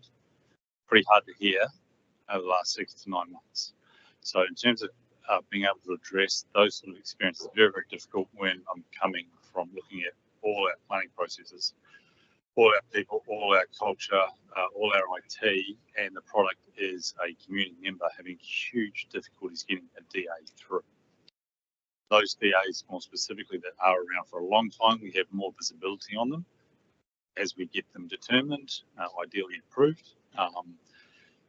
They will still keep the numbers high. What I would say is I've got, and as the manager development assessment and number of key staff, we have much greater visibility on the development applications that are taking a long time to go through the system, and we know why.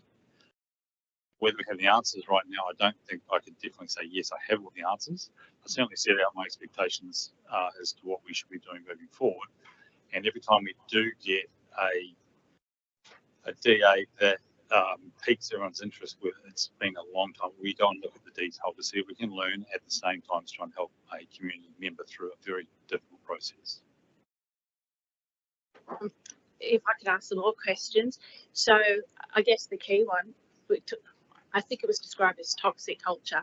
How long would we be able to, do you think it would take to be able to analyse and go through all that information before we can start changing the culture? If I may, Madam Mayor, councillors, I'll reframe it a little bit better because I'm not convinced the word toxic culture should really be attached to our staff. There is a culture, there is a lot of expectation around the development team. There's community expectation and there's their own one as well. That's being changed right now and has been changing. I don't know if you'll see it in that headline number, but that's changing right now. Very clear expectations. It's people management. It's management of yourselves as well in terms of dealing with how you're dealing with councillors, the community members. It's been very clear on what we can and can't do up front, whether you like the answer or not. So that's not always easy, but we're going to be very open about what we're experiencing and not dismiss it to one iota the community's experience of the DA process right now. And one more question. So have we been working with New South Wales Planning? And I remembered that at one stage we got a lot of people in. Did that actually help or did it hinder, or is that something we could do again, or what's your understanding of that? Again, Council, I'll be a little bit mindful of my comments here because the whole idea of engagement with Department of Planning is not as rosy as it might seem. Essentially, the responsibility for doing the development assessment process lies with us. That's it. That's my job. That's the development team's job. The Department of Planning essentially do offer funding to assist at times, and throwing money at the problem doesn't necessarily work in the short term. Essentially means you're engaging contractors and consultants who are only as good as their brief and their time available. So if you can't get a development application through using some money that a consultant does in the time that they've appointed, as some of you might know, it gets given back to council. And then we get an applicant who's had 2 or 3 offices. So putting money to the problem is not quite the response. I'll probably leave it there. I really think it's our responsibility to get it right, and the Department of Planning every now and then do offer some resources. I think the last program was essentially that we got some DAs out the door, but we ended up getting 20 out of 40 back, which doesn't lead towards a very good customer experience. It leads towards another planner having to pick up and moving on. So that engagement with the department it's not bearing as much fruit as maybe what you might. Councillor Ancelotti? Yeah, could the money or funding from the department not be used to perhaps employ staff to help with that process, just to bring that backlog a little bit more into line with what is expectation of not just government but community? Mayor and councillors, yes, the money situation. Right now I have 5 or 6 vacancies, so budget's not an issue. We actually have the money to employ staff right now. Finding someone to sit on a seat and do the work is the difficult part, and bringing them online into our way of doing it, it's a 3-month process to get someone up to speed. So I actually have budget. If I was to get more budget, then I'd look at how we use that with consultant work for referrals, which is also what I'm doing as well. And that's not a point of resistance at the moment. It is having the assessment planners being 5 down, being the first domino that really needs to fall in terms of getting bums on seats and more assessment done. Councillor Amber. Through the chair, just a follow-up question on that. So looking at the financial committee, we've kind of gone maybe over like probably $400,000 over budget with employee expenses. And in that conversation, in that meeting, it kind of straddled between environmental planning and also community and culture. And I understand you've sort of spoken about the vacancy issue. In that discussion, we sort of spoke about agency staff to fill in that gap. Is there a possibility to look at secondments or with other councils as an alternative? Like, my understanding is that we probably have a shortage of people to do the job as well. It's not only how much we're offering as remuneration. Just trying to find a solution how to support your directorate. Yep. Mayor and Council, thank you. Yes, every one of those options is being explored. There's an element of planners being in demand, and depending on which stage of their career and life, so they are very fleet-footed. So that turnover element is there regardless of whether any one of the initiatives you just suggested works. Ideally, we're trying to work on getting a workforce that's sustainable and resilient, so we don't have that turnover, which really does speak to that financial discussion that we've had, is that we employ a contractor, we're using some of our salary savings, but they leave, quite rightly, if they want permanent work, or they stay on if they don't want permanent work. So there's a balance towards spending the budget. I'm very much would like to get into the sustainable, get the staff in, get them happy, get them working, and contractors who, yes, spend the budget, that's fine, but tend to leave us with a less than sustainable assessment team. Thank you. We might leave it there, councillors, in terms of questions on that. I think thank you to the director who's answered a lot of questions there. I think I'll just make a comment that we need to give Joseph and his team time to try and change things around. I can see them speak in the public. I understand your frustration and the experience that you've had, but this council has the full support of myself as the mayor, all of the councillors here and the general manager to provide whatever resources and support to the director of planning's team. And that is a huge focus of this council, is to turn these stats around. It's not going to happen overnight, unfortunately. It requires building a culture and changing a culture, and that is what they're working on, and we need to show some patience. We're fully aware of the numbers that get reported in the media. We're copying that on the chin because the work is being done to improve it, and that is all that we can do is take the steps that the director knows can be done to turn that around, and that's what we're doing. So there's no further questions. It's been moved by Councillor Marnie and seconded by Councillor Jamieson. Anyone wish to speak against? Not, I'll put the motion. All those in favour say aye. All those against? I declare it carried.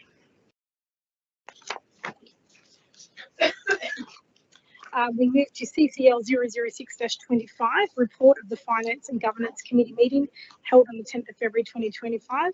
Councillor Jamieson. I move the recommendations of the committee. And that's seconded by Councillor Councillor Marnie, sorry. Any questions, councillors, on the finance items? If not, I'll put the motion. All those in favour say aye. All those against? Declare it carried. We now move to Environment and Planning, item CCL 00825, mandatory reporting to Council, Fire and Rescue New South Wales inspection and defect report, multiple premises. Councillor Marnie. Thank you, Madam Mayor. I'd like to move the recommendation as published in the business paper. Thank you. Thank you. Seconded by Deputy Mayor Liu. Councillors, any questions? Any discussion? No, if not, I will put the motion. All those in favour say aye. All those against? I declare it carried. Next item, CCL 009-25, Council Related Development Application Policy. Councillor Marnie. Thanks, Madam Mayor. I'd just like to move the recommendation as published in the business paper. Thank you. And Councillor Allison has seconded that. Councillors, any discussion? If not, I'll put the motion. All those in favour say aye. All those against? Declare it carried. Now we move to Finance and Governance items, CCL 010-25, reconstruction of the new aquatic facility at Cars Park, status on the November 2024 Council resolution. Moved by Councillor Jamieson, seconded by Councillor Moore. I move the recommendation of the staff, but I'm not quite sure what's going to happen. Councillor Moore, you second the recommendation as published? Councillor Anzalotti. I've submitted an amendment. An amendment? Thank you. Would you like to read out your amendment? Yes. Okay.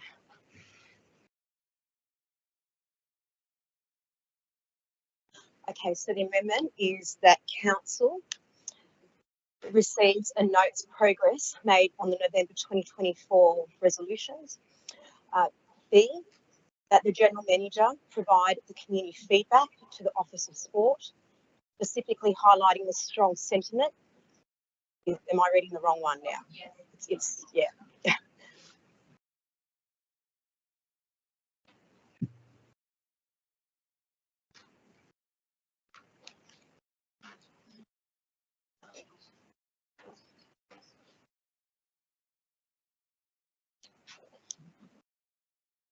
So we're ready to go? Yeah. Okay. So A, the council receives and notes of progress made on the November 2024 resolution. Sorry, my eyes are going to be funny too. B, the General Manager provide community feedback to the Office of Sport, specifically highlighting the strong sentiment for the inclusion of an indoor heated learn to swim facility. C, that the council adopt a staged approach to the project with stage 1 to include, but not be limited to an outdoor 50-metre pool, and stage 2 to include, but not limited to an indoor heated learn to swim facility. D, council direct the General Manager to execute the MOU and project agreement proposed by the Office of Sport to enable the state government to proceed with the delivery of stage 1 of the project. E, that the General Manager seek federal funding for stage 2 of the project. And F, that the General Manager seeks further guidance from the OLG on managing compliance with the capital expenditure guidelines. Thank you, Councillor Anzalotti. Councillor Lansbury. If yeah, I second Councillor Lansbury. Okay, thank you, noted. Madam Mayor, given the nature of the amendment, I would like to move that we discuss this in confidential. Not right now. I'd like to move it to the end of the meeting. I think it's too disruptive for those in the gallery to have to leave the chamber. So you would like to move a procedural motion that this item is moved to the end of the order of business and discussed in confidential. Madam Mayor, I'd like to speak against Councillor Lansbury's procedural motion. I second. I think procedural motion, correct me if I'm wrong, we don't need a seconder. We don't need a seconder, so Councillor Lansbury has moved it. Would you like to speak to that motion? Oh. I'll reserve my right on that. I just think we need to, because of the nature of some of the amendments, I think we need to discuss it in confidential. It's not appropriate to discuss it in open council. Sure. Okay, Councillor Gow, you wish to speak against that procedural motion? Thank you, Madam Mayor. Look, I think as councillors, if we were to support Councillor Lansbury's procedural motion, it would come across like the councillors who will be supporting this procedural motion have something to hide. Our residents and ratepayers deserve the transparency that they are here to see today. Look, we know the state government is covering over 80% of the cost. After 18 months of negotiations, these so-called issues were never raised. Sorry, Councillor Gow, if you could please speak to the motion of whether it should be sent to confidential, not the merit of the motion itself. So referring to who's funding the budget is the merit of the motion. If you could just speak to the merit of the procedure motion as to whether or not we should go to confidential. Look, Madam Mayor, why take this behind closed doors? The community is out here today. They're here because they want answers. They don't want more delays. They want this pool built as soon as possible. This should be a very straightforward decision. We should stop the secrecy, stop the delays, and just get on the job with building this pool. Look, I want the vote to be recorded officially. No problems. Councillor Lansbury, would you like to reply? Yeah, look, based on that, I will actually speak for the reasons why I'm moving it to confidential. Thank you, Thomas Gow, Councillor Gow. I would have loved to have discussed this in open council tonight with the motion that appeared on the business paper. I would have loved that. It's a really good news item. For those of us who have been fighting for this since day one, I need to remind you, since 2019, some of us have been fighting. Some of us have attended hundreds of council meetings. Many of them, we've discussed this particular issue. What appears on the business paper tonight was a really positive motion that we could speak about.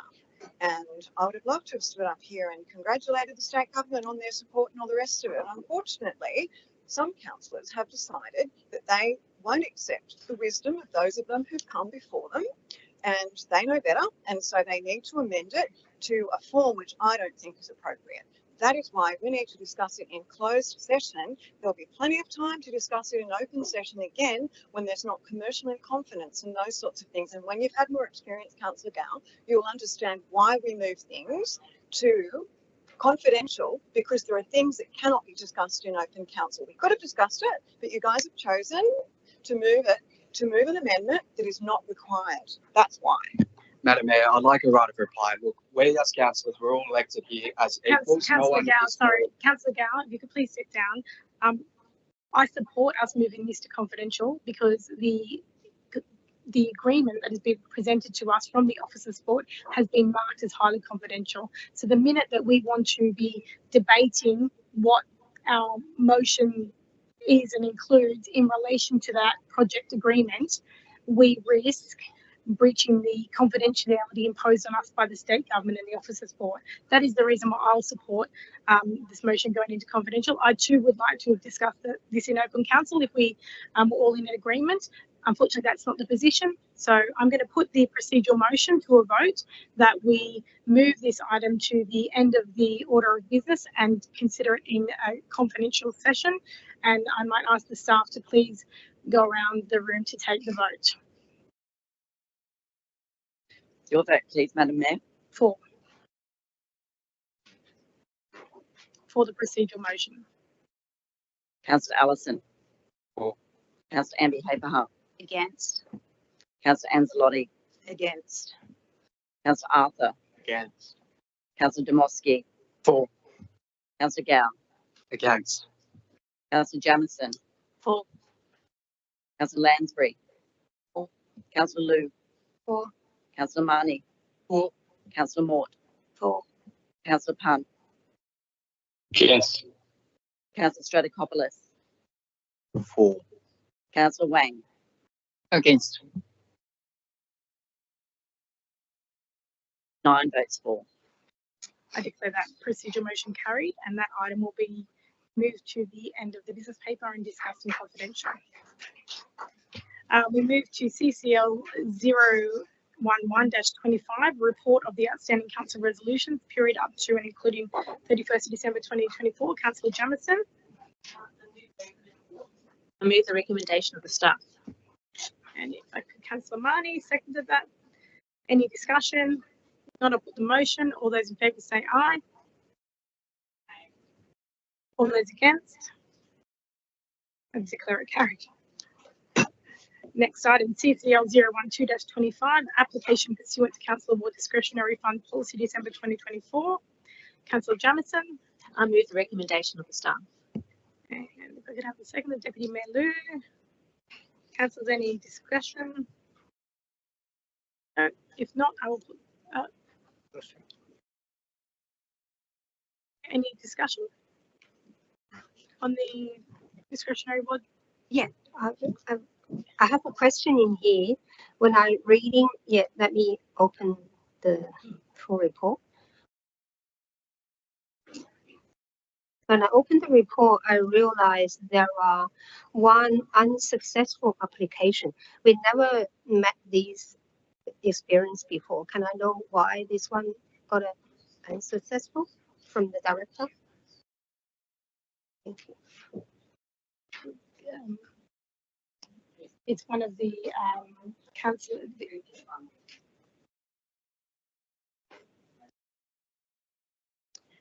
Okay, so the reason it was unsuccessful is that recipient has received grant funding through another source, which with the new policy for the council discretionary award fund would exclude them from receiving additional funds via the council discretionary award fund. Oh, thank you, Madam Mayor. Thank you. No problems. In the same financial year that applies if they've received that funding in the same financial year. So Councillor Jamieson has moved, Deputy Mayor Lou seconded. Any questions? All those in favour say aye. All those against? I declare it carried. Next item, CCL 013-25, tabling of disclosure of interest returns of councillors and designated persons. Councillor Jamieson. I move the recommendation of the staff. And seconded by Councillor Marnie. Any questions? Discussion? If not, I'll put the motion. All those in favour say aye. All those against? I declare it carried.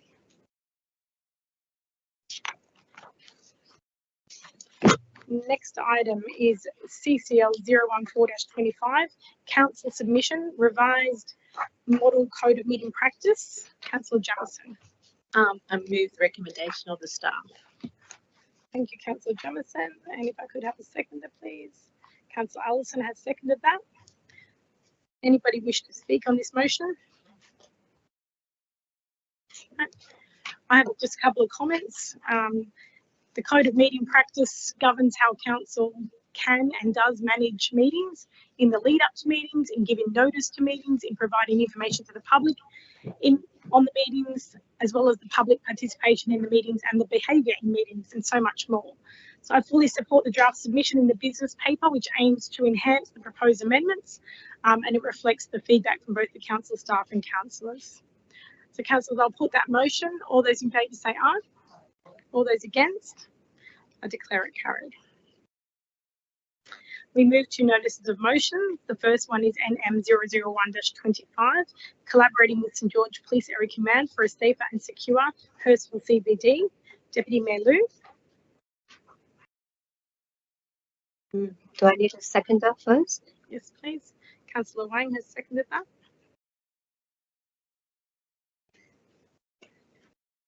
Thank you. Thank you, Madam Mayor. I think these few points are very clearly and well written in the paper already. And from the public forum, we can hear the speech from the local police commander and the two local residents.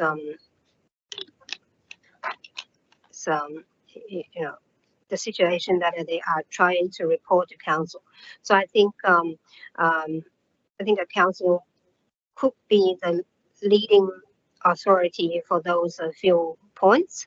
And the first thing is when the commander introduced that the scam, especially towards the elder Chinese community, that's it's not a new topic. It has been surrounding for a few months. I think it's a good outcome so far. We here can report to the community and council, and with the working with the St George Police to ensure these things been properly reported and people been properly protected. And we on the I think if I'm correct, the date should be 22nd of February 2024. Me and the police officer, Mr. Hill, and the Maclo officer, Sally, and the other officer, we did community engagement walk on Forest Lawn the other day.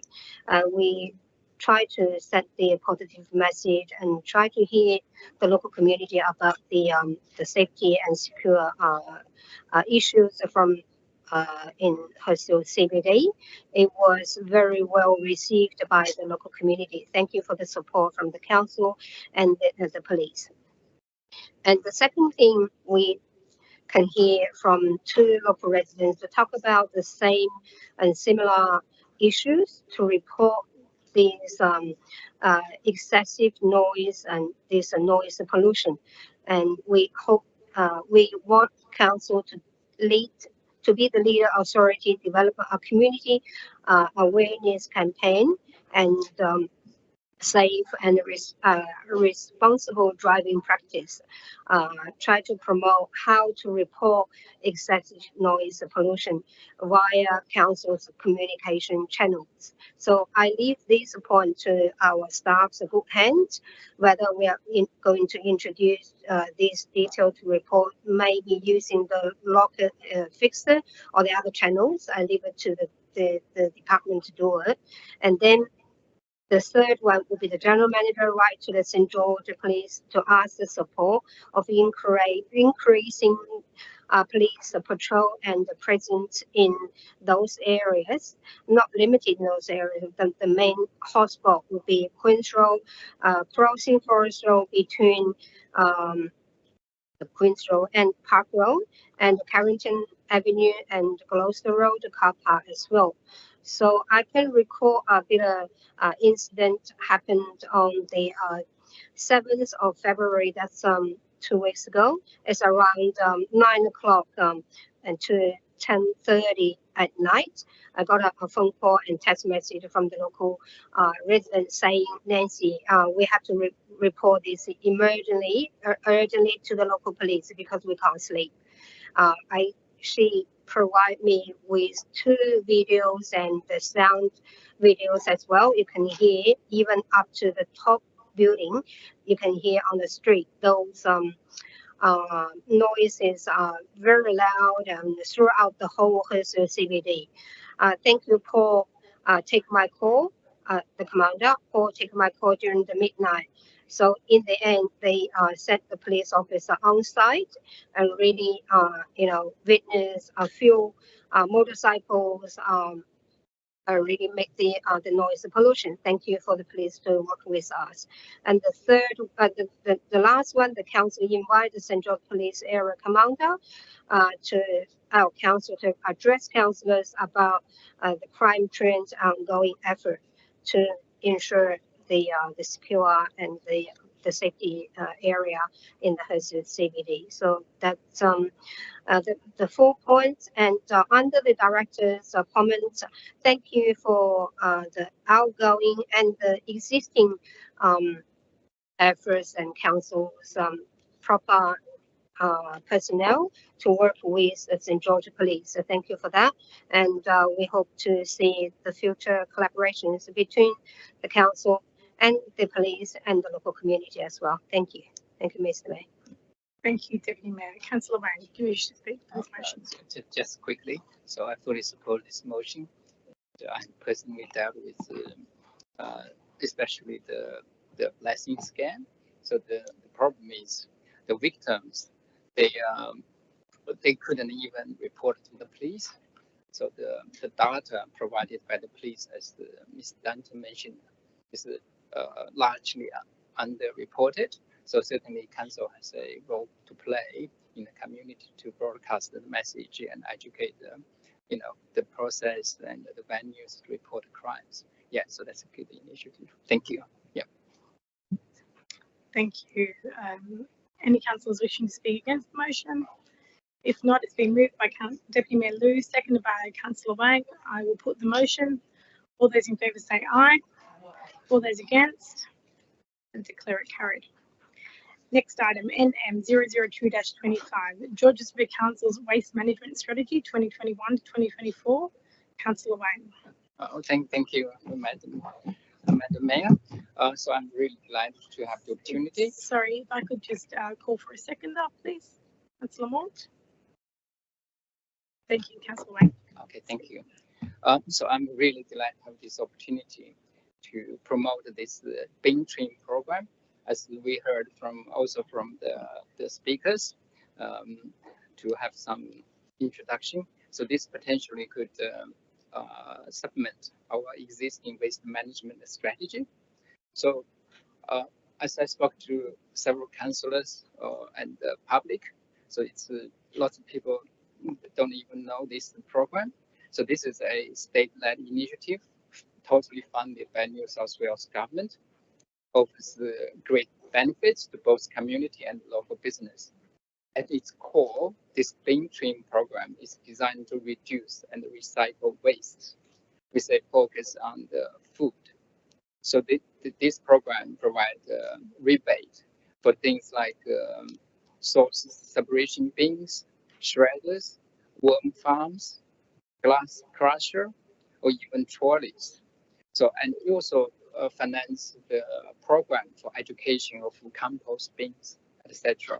So this is especially significant for Georges River Council because we have as we know, there's a delay of our focal program.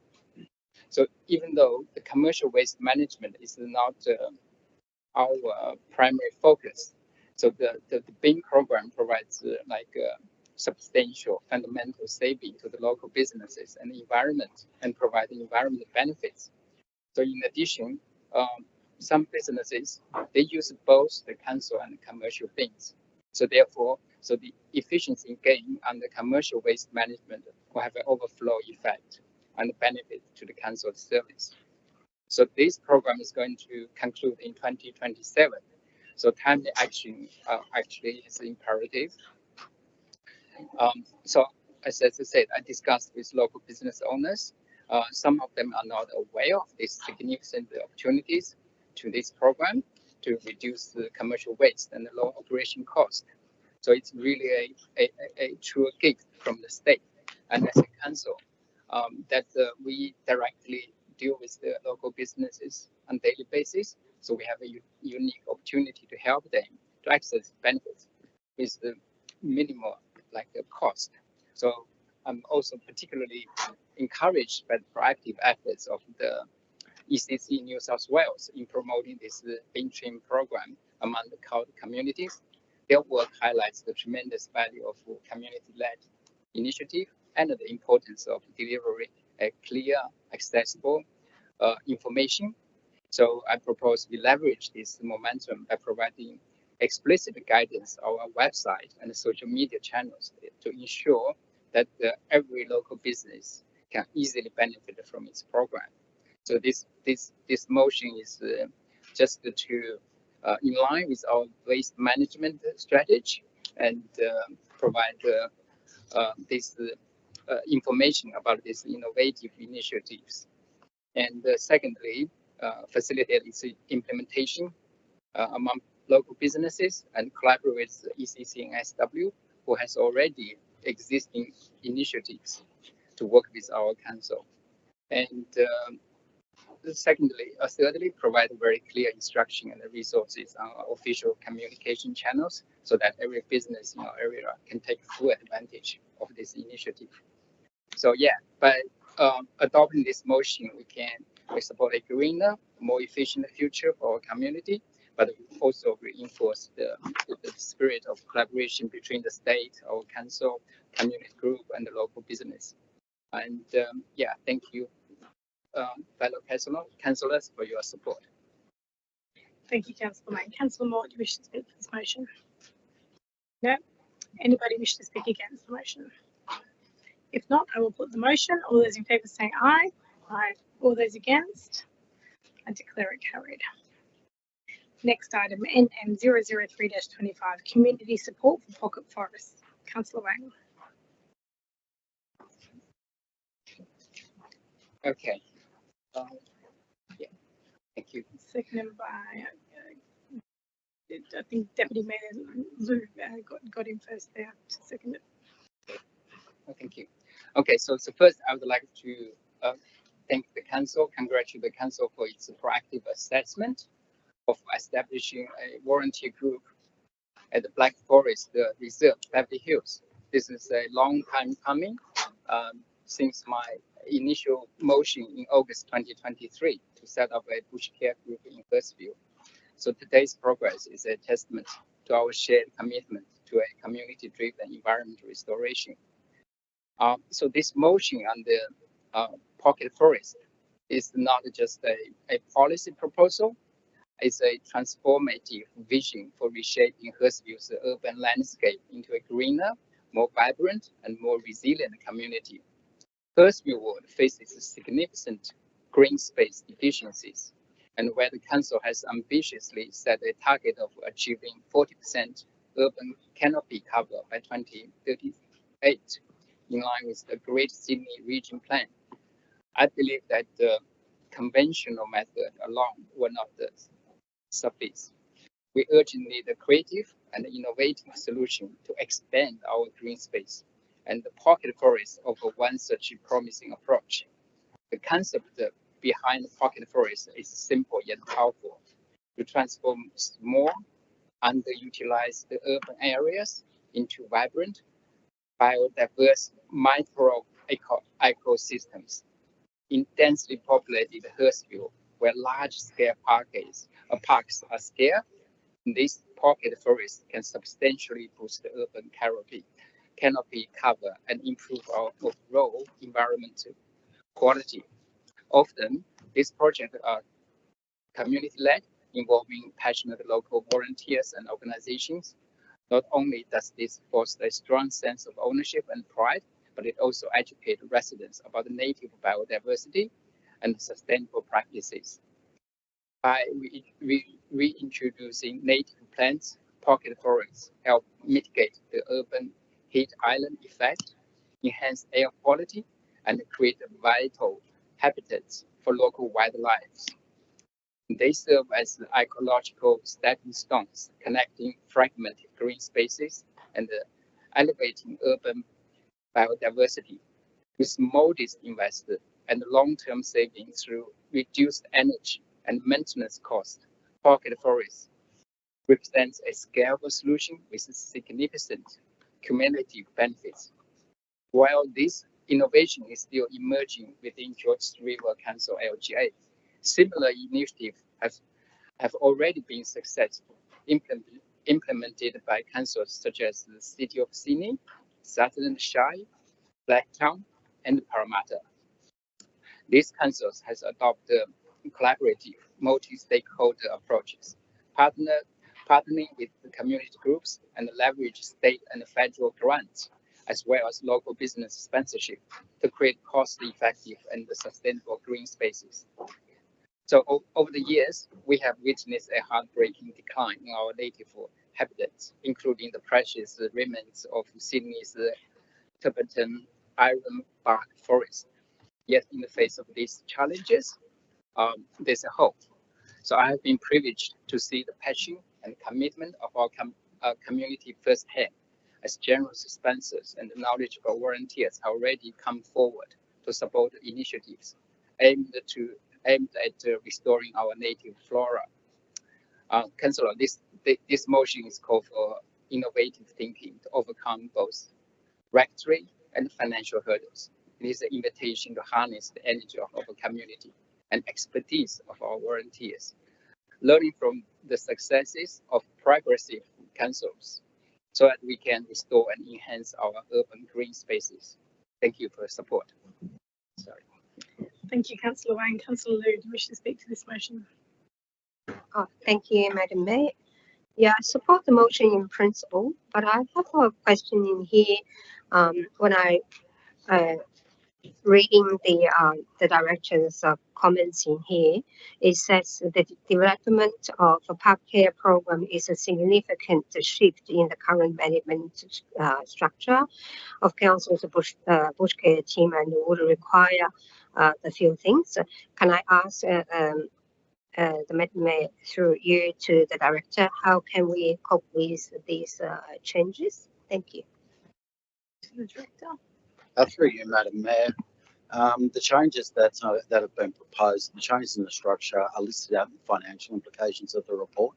So what we're suggesting in terms of effectively managing the volunteer group, volunteer base, we would need to establish an additional crew of 2 people and associated equipment and plan to facilitate this sort of activity at parks such as Timothy Reserve. Does that answer your question, Deputy Mayor? You happy? No. Okay. You have any further questions? Sorry, no, No. further questions. Okay.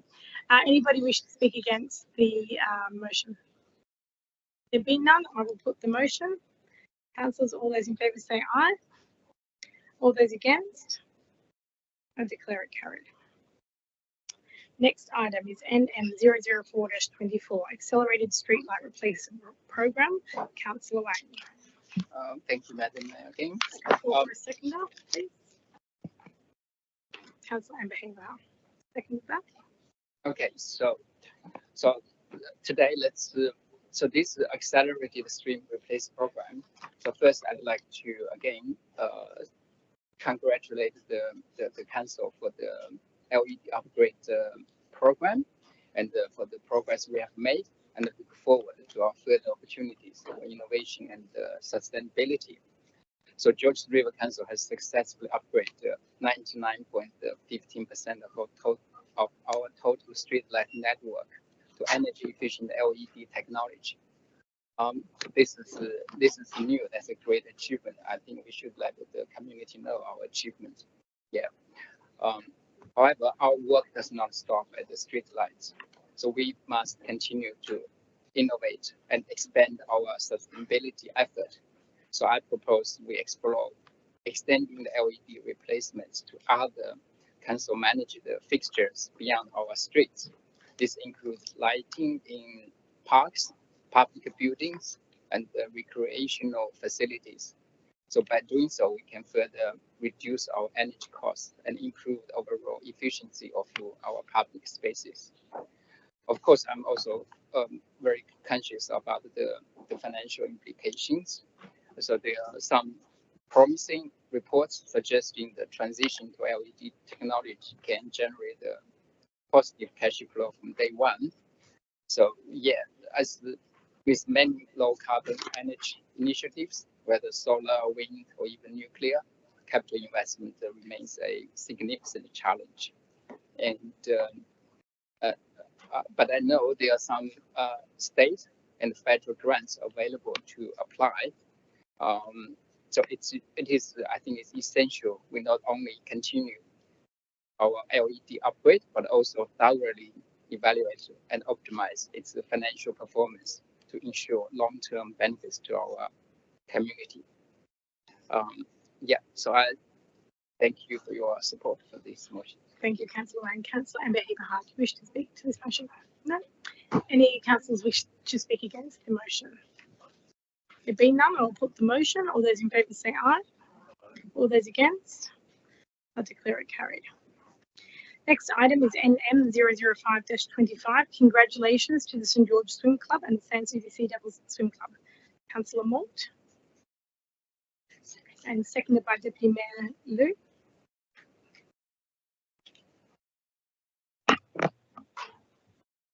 Our motion tonight is to recognise 2 tremendous local swim clubs and the recent events that they hosted. Firstly, the San Susie Sea Devils. This club is well known through their commitment to providing excellent swim coaching and learn to swim programs since 2009. Recently, they held their annual summer meet and, as usual, attracted hundreds of swimmers from across Sydney and numerous events in the 25 and the 50 metre distances. I attended and was very impressed with the energy and organisation throughout the day. So once again, congratulations, Sans Souci Sea Devils, on a very successful summer 2025 summer meet. And secondly, the well-established St George Swim Club held their Australia Day summer swim meet on Saturday, January the 18th. St George Swim Club was formed 8 years ago through the amalgamation of Hurstville Aquatic Club, Roseland Breakers Swim Club, and the historic Rockdale Swim Club formed in 1895. This Australia Day event was also a great success, and this is the 36th year that this event has been run. There was a full day of races with plenty of new records set, but importantly for many young swimmers, this was the first time that they had raced. So it was a terrific learning experience for many. So I'd also like to congratulate Lachlan Van Tempest, our speaker tonight and coach of St George Swim Club. Thank you. Thank you, Councillor Moore. Deputy Mayor, wish to speak for the motion? Thank you for the opportunity to support Councillor Moore's the motion. And I just wanted to add up a little bit of details because in the industry, especially in the sports community, swimming is such a unique sport because we know to accommodate school schedule, morning training sessions are often held very early morning, typically from 5 o'clock to 7 o'clock. So that's why I'm not only the one, I'm just one out of so many parents. We are all the early riser, like 4:30 every morning, to accommodate our children's needs. It's not, I'm not in here, I'm not saying everyone needs to be athlete. I think it really, the environment that is St George Swim Club and the St Souci Sea Devils, they really provide those environment for those swimmers and the swimming lovers to be, you know, a kind of a cultural to in love of sports. I think that's the most important thing. And also to be one of the committee members in St George Swim Club, I can feel the supportive and the warm environment that everyone support each other and try to create a nurturing environment for those young swimmers. So that's why I'm here to support Councillor Moore's motion and also try to congratulate both swim clubs like St. John's Swim Club and Sea Devil, essentially the Sea Devils in our local community as a part of a local community to support our council's you know, sporting spirit as well. Thank you, Madam Mayor. Thank you, Deputy Mayor. Does any councillors wish to speak against this item? If not, I will put the item. All those in favour say aye. All those against, I'll declare it carried. Next item, NM 006-25, enforcement of trailer parking regulations, addressing residents' concerns. Councillor Anzalotti. Hello, thank you. So this motion, oh, can I have, sorry, yeah, I jumped ahead there. That's okay. You can move the motion and I'll call proceedings that Councillor Marnie has seconded that. Thanks, Councillor Marnie. So I'm asking for your support for this motion, which calls upon our council to provide a comprehensive report on council's enforcement of the trailer parking regulations, specifically the enforcement of the 28-day parking limit legislation under the Public Spaces Unattended Property Regulation 2022 of New South Wales. So this motion is not really a call for data, it's a call for transparency, accountability and decisive action on an issue that directly affects the safety, accessibility and overall well-being of our community. Our current legislation clearly mandates that trailers, including boat trailers, must not be parked on public streets for more than 28 consecutive days. As regulation states, no trailer or boat trailer shall be parked on any public street for longer than 28 consecutive days. This explicit directive is essential in ensuring that our streets remain free, accessible and safe from the congestion and hazards caused by long-term parking trailers. The importance of this motion can't be overstated. Our residents, particularly those living close to schools, any high traffic areas, have raised significant concerns, not just to me, but I'm sure all of you, about trailers overstaying their welcome. Such prolonged parking not only creates inconvenience, but also poses serious risk during critical times, such as school drop-offs and pickups, and where clear access is paramount for the safety of our children and all road users in general. Council has responsibility to both respond to community complaints and proactively monitor known problem areas. This motion seeks to ensure that our enforcement of these regulations is both clear and proactive. The comprehensive report requested by this motion will clarify the law, so provide a clear explanation of the current legislations and detail Council's role in enforcing the 28-day limit for trailers and boat trailers. Outline enforcement procedures, so describe the current methods employed by our council rangers to monitor compliance and respond to breaches and assess whether these measures are sufficient. Address community concerns, so quantify the number of complaints received and evaluate the impact of long-term trailer parking on local residents. Improve future enforcement, so recommend concrete strategies to strengthen enforcement, including increased monitoring in high impact areas and adoption of advanced digital tracking systems. So it's something similar. I know that Sydney Council has implemented state-of-the-art monitoring solutions that provide real-time data in tracking trailer and boat trailer parking, ensuring consistent compliance with that 28-day rule.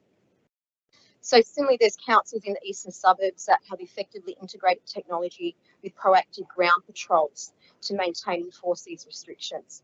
So perhaps by learning from these practices, we have a clear and proven pathway to address some of these issues locally.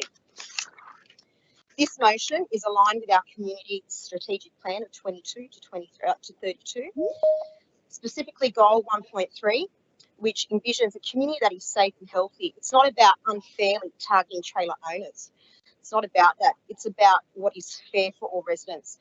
So those who abide by the rules should not have to suffer the consequences of others' non-compliance. By ensuring robust and transparent enforcement of existing regulations, we can enhance street safety, reduce congestion, and directly respond to the growing concerns of our residents. Thank you. Thank you, Councillor Anzalotti. Councillor Marnie, do you wish to speak for this motion? No, thank you. Any other councillors wish to speak against the motion? There being none, I will put the motion. All those in favour say aye. All those against? I declare it carried. Next item, NM 007-25, lack of street lighting along Railway Parade. Councillor Gow. Thank you. Look, I move that the council notes significant concern. Sorry, seconded by Councillor Amber Abraham. Look, I move that council notes significant concern from residents on a lack of street lighting along Railway Parade, especially at the intersection of English Street, and that further developments in the area will only increase the need for improved lighting. And B, that council allocate funding in the 2025 to 2026 financial year for a street light upgrade program along Railway Parade, especially at the intersection of Railway Parade and English Street. Look, I'm not going to speak for a long time on this motion. I think it's really straightforward. The intersection is a blind spot, especially at night. The community's been calling for upgrades to the traffic lights at this intersection for quite some time. Look, as an elected representative, my job is to put the interests of our community first, and that means ensuring our roads and footpaths are safe for everyone.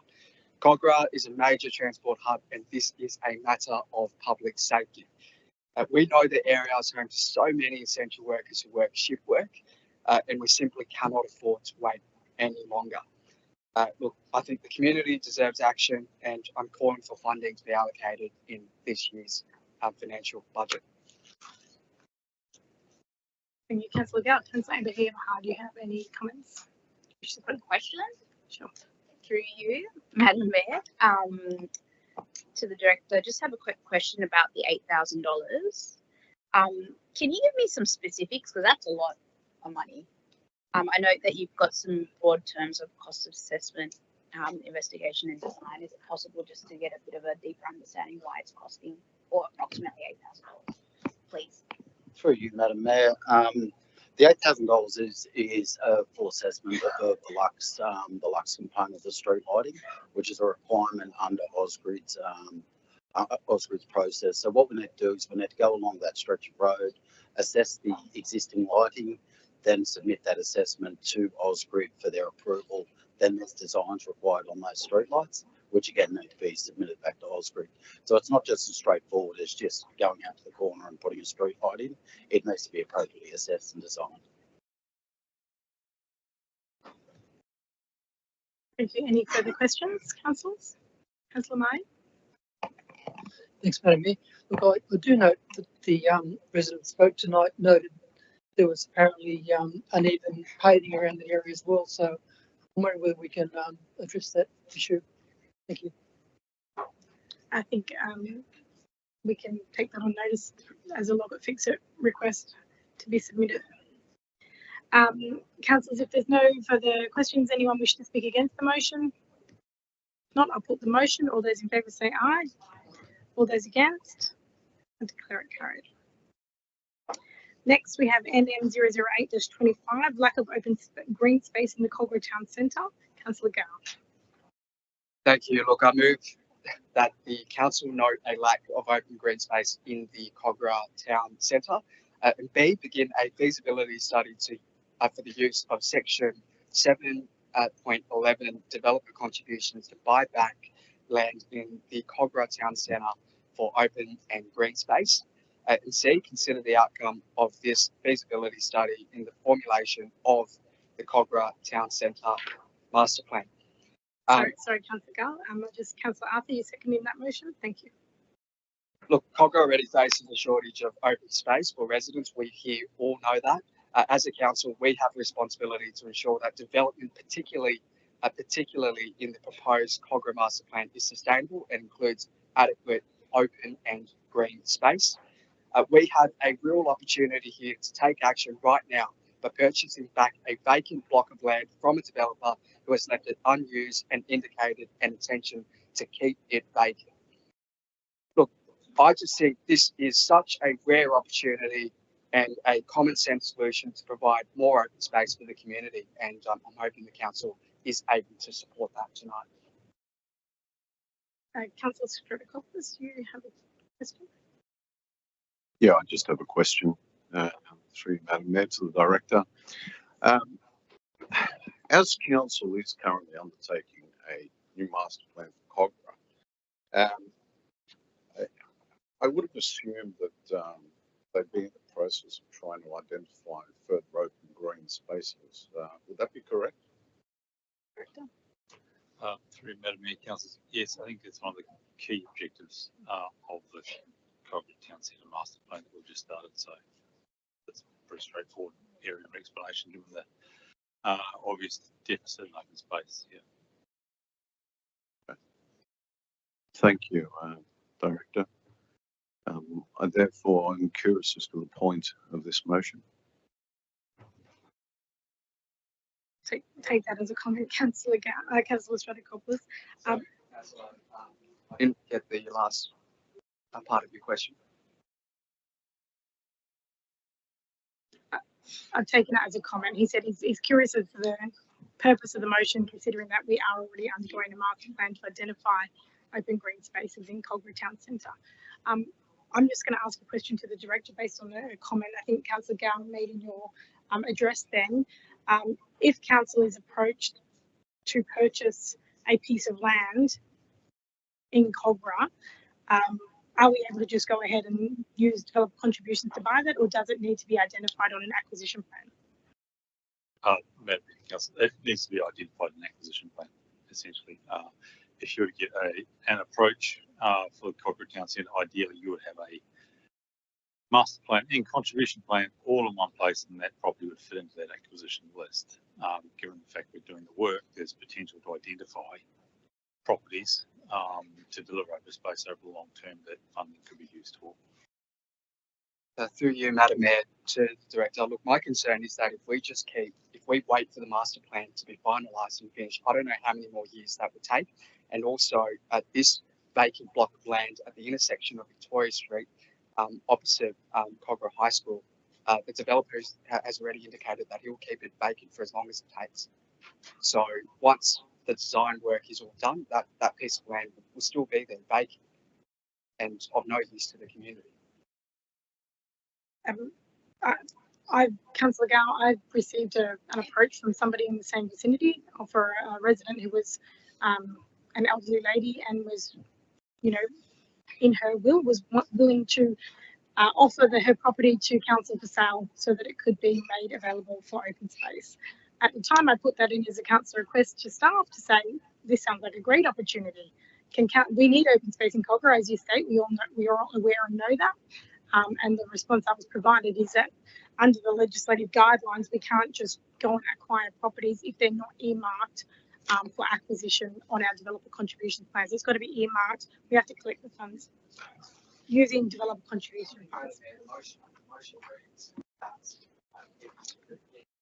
Sorry, Councillor Tomosky, do you want to just switch it off for a second? Sorry, go ahead, Councillor Gow. I think, Madam Mayor, the motion reads that council begin the feasibility study. So I hope that answers your question. I think as part of the process of master planning the centre, hopefully it will identify areas of open green space that are required, and we can amend the developer contributions plan and acquisition plan that would be associated with it. I think that would probably be the correct process, but the motion as it stands, the director advises that can be aligned alongside the master plan, so I'm happy to support that on that basis. And I will ask Councillor Arthur if you wish to speak for the motion. No, is that right? Does anybody, Councillor Domosky, you had a question? Through you, Madam Mayor, I had a question. I've read the director's comments and the questions to the director. The motion is inconsistent with goal 6.2 and inconsistent as well with action G1. Can the director please provide some comments? Provide some comments on this. Thank you. Thank you to the director. Mayor and Council, yeah, I think that's more of a technical observation. Essentially, as you're doing a master plan, you're going to start challenging where the next level of population goes. And when you do that, you start to identify public domain requirements and open space. You're going to back that up with feasibility. So, in hindsight, that could have been put down and downplayed a little bit to the bottom. I don't think that's a huge problem because we are master planning for more density and providing the amenity as the notice of motion is looking at for the new population. So, thank you, Councillor Jamieson. Just have a question. I'm just getting confused because the notes seem different to Councillor Gow's speech. So the motion is just basically doing the master plan, do the feasibilities, which is normal, but then we're getting asked to buy a specific property. I'm just like, there seems to be inconsistency with your speech and what we're actually doing. So we're not buying a property, we're just going to do the normal master plan and the feasibility. That's how I would read that motion, yes. So Councillor Gow, unless you have something further to add to the motion based on your comments, then I think that is a fair assessment. So do you have anything you wanted to add to that, or we're leaving that at the motion as is? No, I'll leave it as it is. Perfect. Okay, so we've had Councillor Gow speak for it. Councillor Arthur doesn't wish to second that. Anyone wish to speak against the motion? No. In that case, I'll put the motion. All those in favour say aye. All those against? I declare it carried.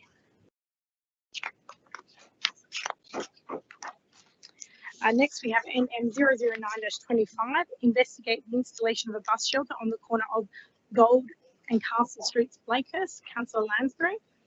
Thanks, Madam Mayor. Seconded by Councillor Maud. Seconded by, thank you, Councillor Maud.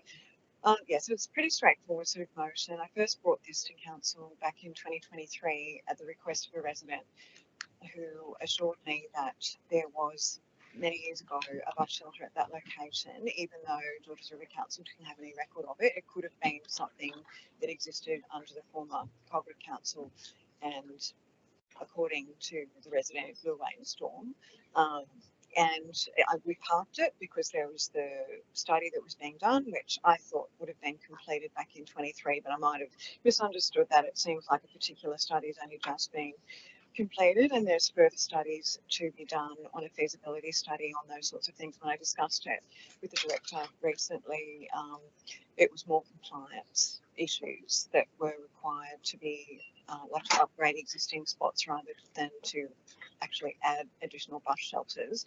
I personally think that there is one warranted at this location, so I basically just wanted to get it back on the agenda, and ideally on our wish list when it comes to budget bids, because I think that's the correct way to do it, is to raise it in a council forum and to get it on the list.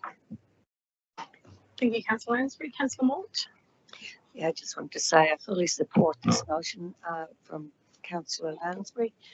She's been advocating for this for quite some time, and I think it'll be a good thing for the residents of that area. Thank you.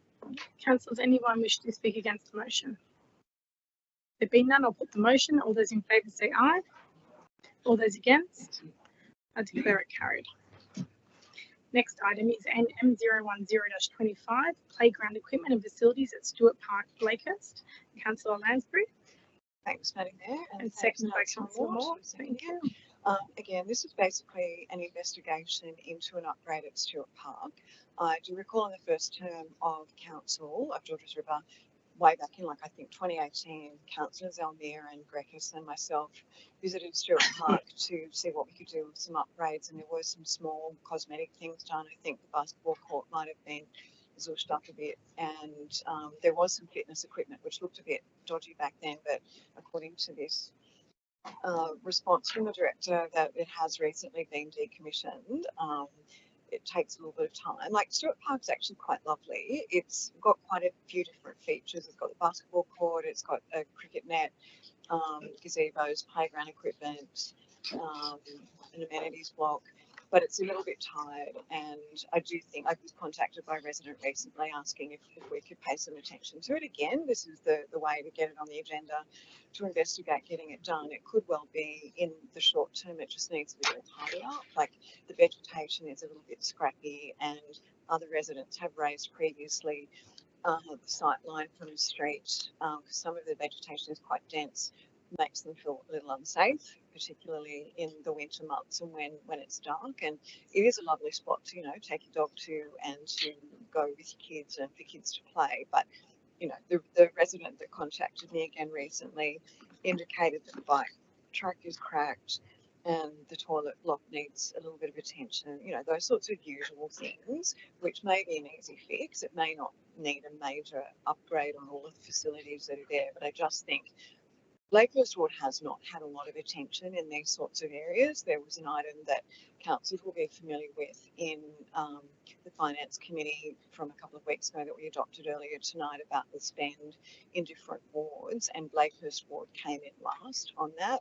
I think as Blakehurst Ward councillors, we've been pretty patient, knowing that a lot of money will need to be directed to Cos Parkville, so I haven't sort of pushed for a lot of things. The stuff that we have had in Blakehurst has primarily been, functional. We've had some foreshore work done and things like that, a couple of amenities blocks here and there through grant funding, but Blakehurst Ward does need some attention, and I think Stewart Park is a good place to start. It wouldn't be a hugely expensive undertaking, I would imagine, because we're not talking about $5,000 AFL facility or $5 million AFL facility. We're talking about just basically a tidy up and an upgrade of some of the existing facilities that are there. So councillors, I'd seek your support in with this motion tonight.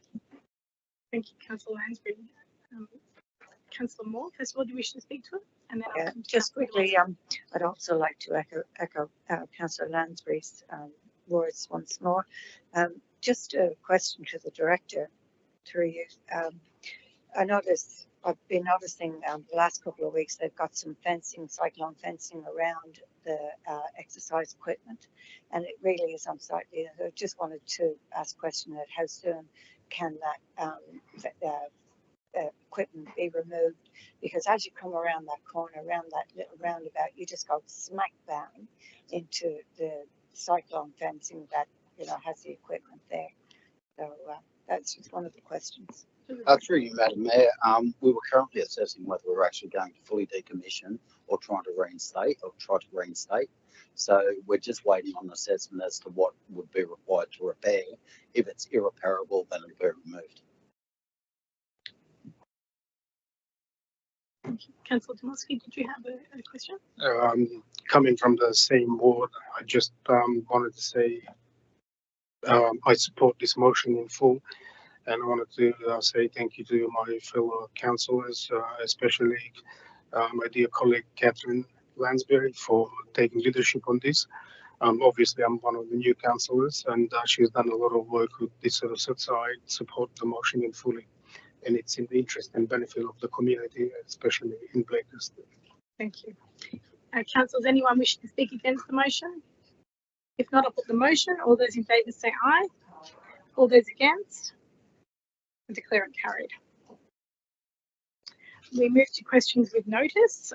First one is QWN 001-25, Housing Delivery Authority. The answer is published in the business paper. Councillor Wang, do you have any further questions? No, thank you. No. Next one is questions with notice 002-25, Development Application Assessment Times. Councillor Wang, the answer is published. Any further questions? No, thank you. Question with notice 003-25, which is a follow-up on NM 033-24, sponsorship net strata. Councillor Andy Haberham, do you have any questions? Yes, I do. Just in respect of subsection B, am I understanding that we haven't even written to the minister yet? Question 2. So the action item was to, so obviously the question was regarding the investigation into net strata, or the alleged practices anyways. It was 2 issues or 2 action items. The first one, my understanding, was still waiting an outcome from that investigation, but part B was writing to the Minister for Better Regulation and Fair Trading. So my understanding from this response, we haven't done that yet. This is a question, if I could ask the General Counsel to please come forward just to answer that question.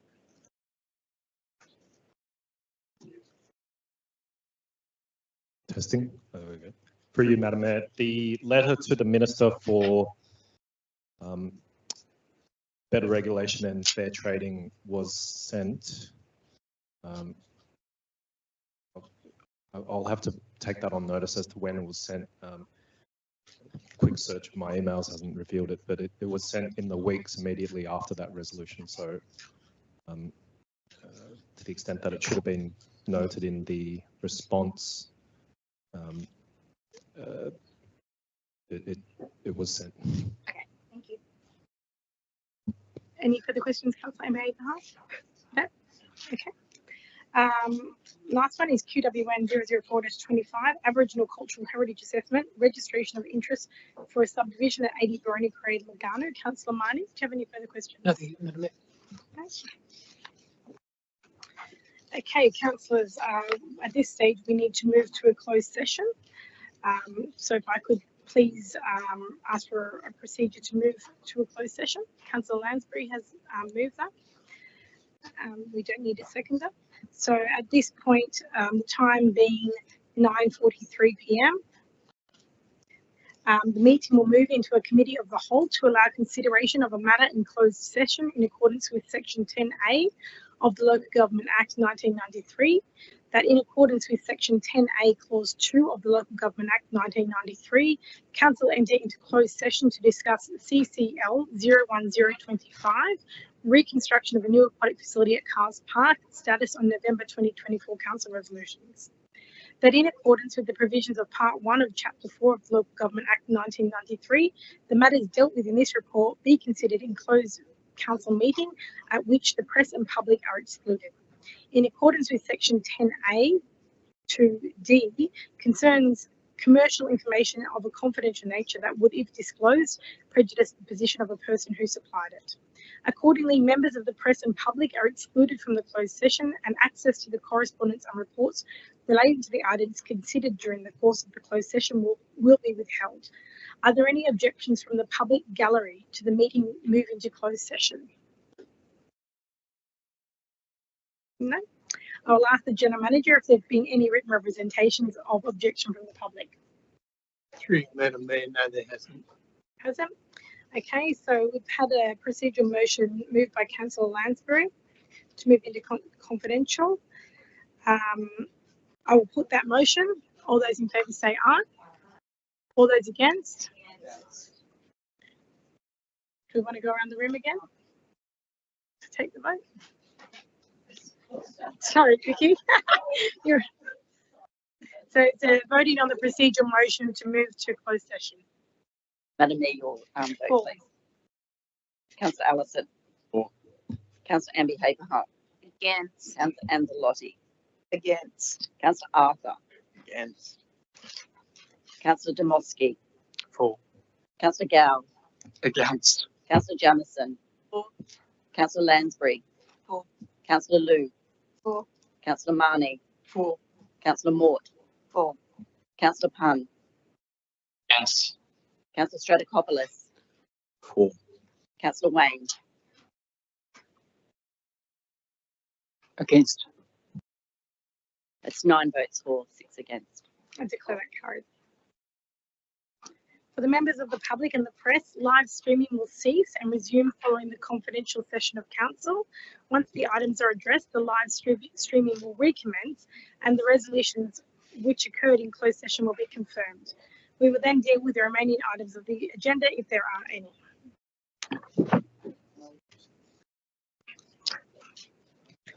Councillors, will just take a short adjournment before we commence the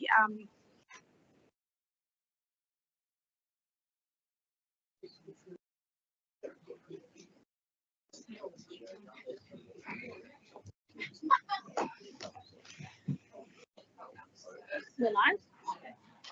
Okay, councillors, we are back in open session and the staff are bringing up the recommendation that was resolved from council. Before I ask for a call for a motion to adopt that motion, I'm just going to make some comments about the pool in open session. I want to say that I'm pleased to see the progression of the Cars Park Pool Aquatic Centre with the draft project agreement and memorandum of understanding, and I welcome the investment from the state government for this much loved, much needed community facility. Council is fully committed to the delivery of this new aquatic facility. We've already completed the demolition and remediation of the site, and the land is ready for the next stage. The report that council has just voted on tonight demonstrates the actions council has progressed since the November 2024 resolution, where council committed $10 million towards the capital cost of the project. However, for this facility to truly meet the needs of our community, it is critical that it includes a learn to swim component. This essential element will enable year-round access to life-saving learn to swim skills, which we desperately need. I fully support the recommendation, which is up on the screen now, to seek federal funding to incorporate this learn to swim component into the scope. I call on everyone here tonight, members of the public in our community and all councillors, to contact your local federal MP and all candidates seeking election to the federal government and urge them to provide the funding support required so that the year-round learn to swim can be included as a service. Council remains fully committed to working in partnership with the New South Wales Office of Sport to negotiate and execute the project agreement so that the next stage of the project can commence as soon as possible. Together, with collaboration at all levels of government and support from our community, we can deliver a premier aquatic facility that will serve generations to come. Thank you. I'm now going to call for a motion to adopt the resolutions from the closed session. That the Committee of the Whole recommendations from the closed session in relation to item CCL 01025 of this meeting be received and noted as a resolution of council without alteration or amendment thereto. That the recommendations of the closed session be adopted as followed. We need to read that out. Do we? Or you can display it. Okay, so it's been up there for.